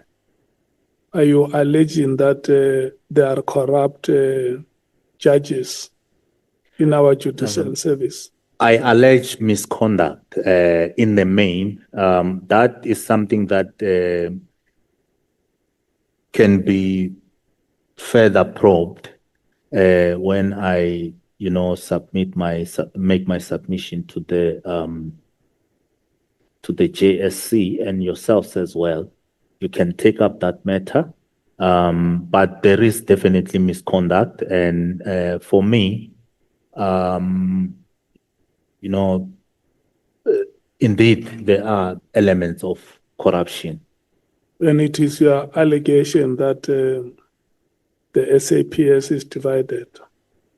Very much divided.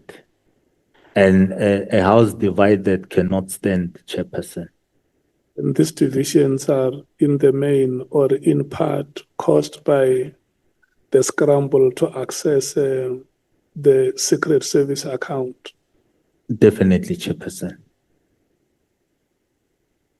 And then there are other officials whom, when you were asked about them, you said that you know them to be very good officials. Or maybe to say credible. And I qualified that saying that based on their work, for me, I see them very credible because I see the results of their work in terms of people being put to jail. I mean, being charged and going through trials. Yeah. And, I don't know if... No, just answer the question that I asked. Okay, Chair. Because it's what happened during the proceedings when members asked you about individual members of the SAPS. You said, no, this is credible based on their work. Yes, sir. So having listened to the evidence that has been presented before this committee about certain members that you would have rated them to be credible, has your view changed about them? Chair, I'm still making up my mind about that. And the reason I'm saying this, credibility for me, I'm talking mainly when it comes to, corruption, fraud, and other. So I'm still making up my mind to say, but, for instance, salacious texts were read at some point in this house. And for me, that was, it's something that I'm still making up my mind about it to say. Did it affect the investigation and what was the issue? But as well, and I mentioned a General Pahlane to say, I do have respect for him as an administrator. But there are other issues that are there in terms of allegations of corruption, So it's quite complex, if I may say, because as an administrator, he was good. He came with a strategy back to basics. And for me, it seemed like it was working until he was out. So, but there are serious allegations of corruption with prima facie evidence. So then, no, let's not talk to corruption allegations, because when I ask you the question whether there are corrupt officials in the SAPS, you said yes. Because you never said there are allegations of corruption. Allegations is what we are investigating. That's why you are a witness here, and you are a witness who volunteered to appear before us. So that is why when I ask you whether there are corrupt officials, you said yes. So do you know of those officials in the SAPS who would have benefited from corrupt means? Yeah, I do, Chairperson. I do, Chairperson, and during my work, I reported such for investigation. Yeah. Yes, sir. So you are able to share that information with the committee of those corrupt officials that you know have benefited from corrupt means within the SAPS? Chairperson, my affidavit, I think, is detailed enough to give you the picture. I know for sure that there are other investigations that IDEC is busy with. So, yeah, we shall see from there. Okay. Yes, sir. Yeah, but let's come back to that question which I asked. The evidence and where I stand, not if I misunderstood you. And maybe it's even a trend before this committee that witnesses from the SAPS, when they come here, you can conjecture. Conjecture is to form an opinion from incomplete grounds. I'm not saying yes, sir. That is a conclusion. You can conjecture that there are factions within the SAPS. And when a witness speaks here, speaks either for or against a particular faction. Do you agree with me? I totally agree with you, Chairperson. Yes. And so if there are factions, like you say, or divisions within the SAPS, are you as witnesses coming here to demonize the other faction, or to say to us that we are divided, this side is the good side and this side is the bad side? Chair, I've already submitted in this committee that there is a battle for control of crime intelligence and, yes, yeah, and the Secret Services account. So I did not come to say there is a good side or the bad side. And even when I was asked by Honorable James, I said the biggest risk is the management of both the police and crime intelligence. Okay. Yes. Where you asked a question here about General Khumalo. General Khumalo, yes. I was asked a question about General Khumalo. And where you asked a question here about Mr. McBride. Yes, I was. And the answers that you gave on either of the two Are there similarities or dissimilarities in your answers? There are no similarities, Chair, because as I say that I haven't seen or spoken to Mr. McBride in over 4 years. And in circumstances where I met him, it was a professional setting, and I even qualified that when it comes to his work, you know, the work that I've seen that has gone even to the courts, I find him very credible. You know, I was not asked about his personal life. You said you found him to be credible. Yes. And when you were asked about General Khumalo, what was your response? I said that I think I'm not sure if I was asked. I was asked if you were asked. Yeah, yes. if I have an issue with General Khumalo. I said no. But the credibility part, yes, is not credible because there are findings against him, even by the Inspector General of Intelligence, findings that are serious. And that Inspector General, as we speak, is now suspended. Yes. For what? My information, and it's limited because the information that I got is that he leaked this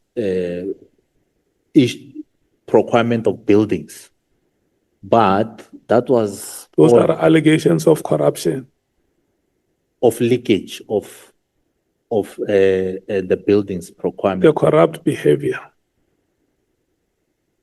It's an allegation, yes. It's an allegation of a corrupt behavior. Yes, that has not been investigated. Okay. So if you come here as a witness, and then there are allegations against Honorable Nhlanhla, there are allegations against Honorable Ntuli.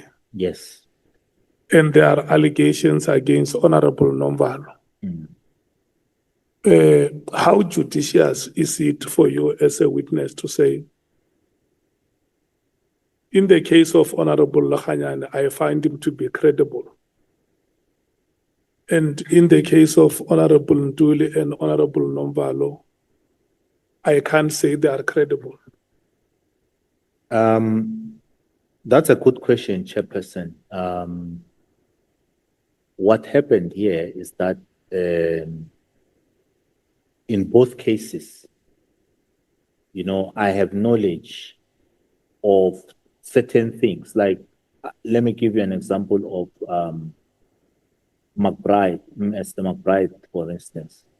Mr. McBride went to, I worked with him, not worked with him per se, but I encountered him in our work. And then I found him to be credible because the issues that he investigated are before the courts now. And then there is no finding, as I know, against Mr. McBride. So the other, where you say they're not credible, the issues that they have investigated are not before the courts? They probably are before the courts, but I'm talking about findings against them. Let's do like this. The allegations that have been made against General Khumalo, Yes. do you find them serious? I found them very serious. The allegations that have been made against General Patani, do you find them serious? I do. And the allegations that have been made against IPID under the stewardship of McBride, do you find them serious? They are very serious, Chairperson. That is why I'm saying I'm still, assessing these issues of the text conversations that were... No, let's forget about the text conversations. there are allegations that IPID was captured by a private citizen Yes. who would go there, act as a IPID officer, had letterheads of IPID, called meetings at IPID offices, and involved himself in IPID operations. For instance, if they come to your house as a suspect, Yes. the person will also be there. Do you regard such allegations to be serious? They're extremely serious. In fact, I would even go further and say that there must be, a case before the courts. Okay. Yes. So now, if it is your view that the allegations, the three that I have presented before you as examples, there are many other allegations. I'm not saying the allegations are only against these three that I listed. It's just examples. I could have said A, B, and C. So if there are allegations about the three that we have sampled out, how justified are you to say this one is credible and this one is not credible? Chairperson, I indicated that in my professional experience, the issue of credibility. Oh, yes. I indicated in my professional experience, and I also stated that I have not even... No, let's forget professionalism. Yeah. We now talk to your morality and your moral judgments. Yes. Whether you have the helmet of integrity on your head and, Yes. and the badge of conscience. Yes. Because we must deal with problems that afflict society. You are a witness that out of his own volition says, I want to come and appear before a committee of parliament. Maybe I can help you with my testimony. Yes, sir. To unearth the truth. Yeah. So I'm asking you, when you come here, what moral justifications do you have to say, in the case of this witness, I can't say he or she is credible. But in the cases of these other witnesses, I am saying they are credible. When you have agreed here or acceded here before the people of South Africa that the allegations made against these institutions that these people are leading, or allegations made against these people per se, are very, very serious allegations. Why do you still want to respond to Honorable Shongwe or any other honorable member here and say these people are credible? Chairperson, I was asked, as I understood the question was in a professional format.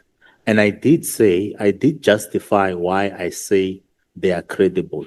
And are you saying that it is professional for me to allow a person who is not part of my institution to come and give instructions? I'll answer it this way, Chairperson, that when we spoke to, let's say, General Mkhwanazi, for instance, I said here that on a personal level, I believe that he's a very good person, So that is my moral judgment of him. Let's leave it there. Yes. Is it difficult for you to say to this committee honorable members, where I stand, I am of the suspicion that there are very, very serious allegations that need to be investigated against senior members of the SAPS or even junior members of the SAPS across the board, across the divides. Yeah. Is it difficult for you to say that? No, I've already said that, Chairperson, that both sides of the coin are in a brutal battle for the control of the Yeah. Secret Services account. That is my The reason why I'm asking you this question is because the next question I want to come to you to say, are you convinced that it makes you a credible witness if you come before this committee against allegations, clearing allegations against individual members of the SAPS? Does it make you a credible witness to say Nhlanhla is credible and Ntuli is not? When all of us face this serious allegations, does it make you a credible witness? Chairperson, when you spoke to the issue of somebody going into someone's house, like myself, the same thing that happened to General Pahlani was happening to me. No. Yeah. Let's forget about that. We must move towards concluding. I have the last question to ask. Yes, sir. When you come here, you paint a picture that you have painted about the divisions. In fact, the cutthroat tussle and hassles that are there in the SAPS for the Secret Service account. And you also allude that the jostling is happening from either part of the divide. Yes, sir. Does it make you a credible witness to make moral judgments about who is credible and who is not credible? I'll answer it this way, Chairperson, and I hope it's going to be acceptable. My understanding is that Mr. McBride, you gave example of Mr. McBride. No, let's not mention names. Okay, all right. We have moved away from names. Yeah. We are on you now. Remember the picture which is here, painted here, it is by you. You are the one who is presenting evidence here. You are the one who is telling us that people are scrambling for the Secret Service account. Yes. And that is why there is this cutthroat, hustling and jostling. And so we are now asking you to say, Mr. Hlungwane, Yes, sir. having painted the picture that you did about the SAPS here, Yes. are you still convinced that this committee can find you to be a credible witness when you want to make moral judgments about these people who are involved?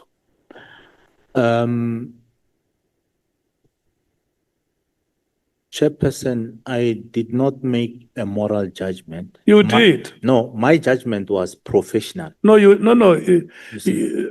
you did. You have been asked here about the credibility of some. Yes. And you said here, no.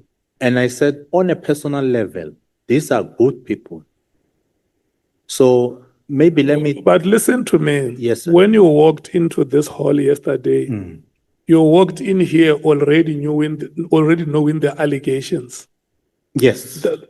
And that those allegations are serious. You don't know now when I ask you. You knew even yesterday when you walked in.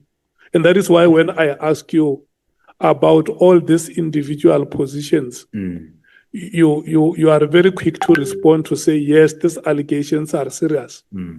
Serious as they may be, you are still having the courage or the audacity to make moral judgments and say, despite allegations that you make about ABC, I can still say to you that A is credible and B and C are not. And that's why I'm asking you, are you still convinced that given the moral judgment you have made, that can still make you a credible witness before this committee? My credibility, Chairperson, I would say, should be judged on my submission. And this submission, I'm referring to the contents of my affidavit. And I Yeah, was, but what you orally present here must corroborate what is. what is in the affidavit? Yeah. Yes. You can't separate the two. It is true. And I collaborated what is in the affidavit. No, yeah, but you can't say your credibility must be judged on what is contained here. Yes. It must be judged in part on what is here and in total, what you say. I agree. What I say in support of the affidavit, and that question that I was asked, I believe, because nothing about somebody being credible or not is contained in my affidavit. So I thought it was a sidebar to say, do you believe so and so is credible? But not that I was giving testimony to the credibility of so and so. I was only giving the testimony to what is contained in my Let's affidavit. go to the last question. Yes, sir. This part that you have included here about General Sibia and the city of Johannesburg. In summary, what do you want to tell this committee about General Sibia? No, I didn't say anything about General Sibia and the city of Joburg. I think that is Mr. Mlandu's. This is the affidavit of Mlandu. Yeah. So I don't know anything about what happened with General Sibia or yeah. So we're still coming to or Joburg. Yes, you're still coming to that. Okay. No, it's fine. I thought it was your affidavit. No, sir. Oh yeah. No, thank you so much. Let me check with Advocate Arendse. Thank you, Honorable Chair, Honorable Members. Mr. Slungwani, you know, yesterday, when I had been asked to lead your evidence, there was just a short period within which to peruse your affidavit. Yes. But, you know, just upon reflection, what I find quite disappointing, you wrote to us, to the chair's PA, Ms. Venetia Williams, on the 27th of September last year.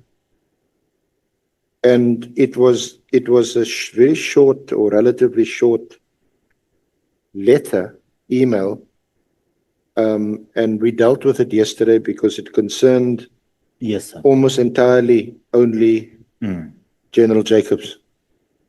That is why when I said to the chair that I'm sorry that I had grossly underestimated the time I would spend with you and with Mr. Mlandu, I'll do it in an hour and then the committee can ask the questions. Yeah. And of course, you're still here. Yeah.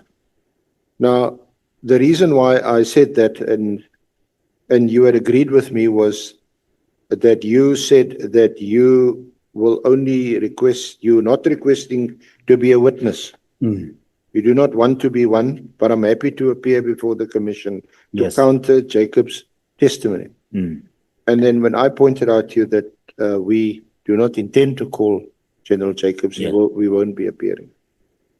And I thought that would be the end of that.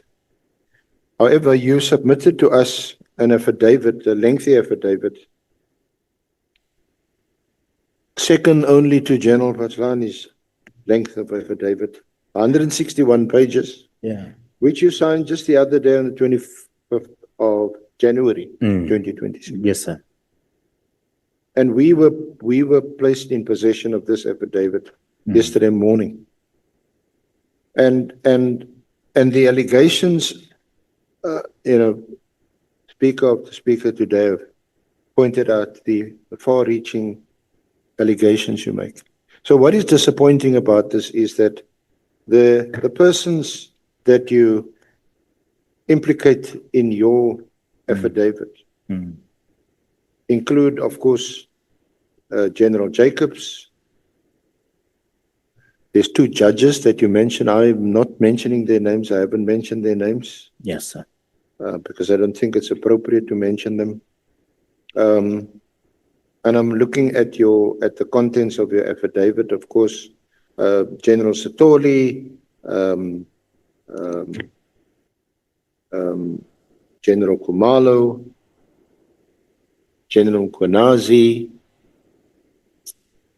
General Pashlani, and there's a host of people. Matlala, you mentioned in one paragraph, you actually don't say anything of note.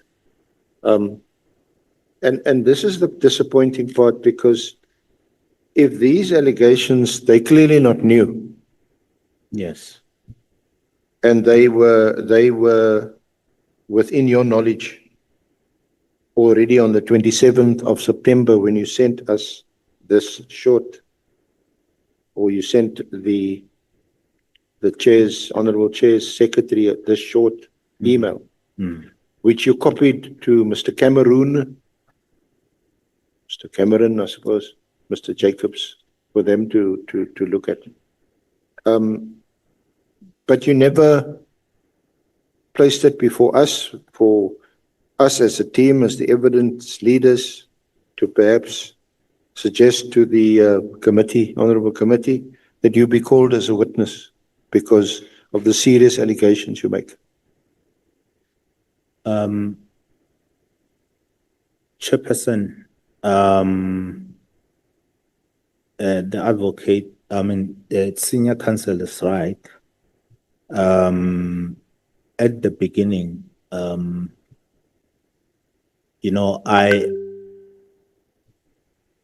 was caught up in between whether to submit my my affidavit and experiences on the matter until I made the decision that I'm going to do so. And if I may state, it took a bit of time to really draft this long affidavit.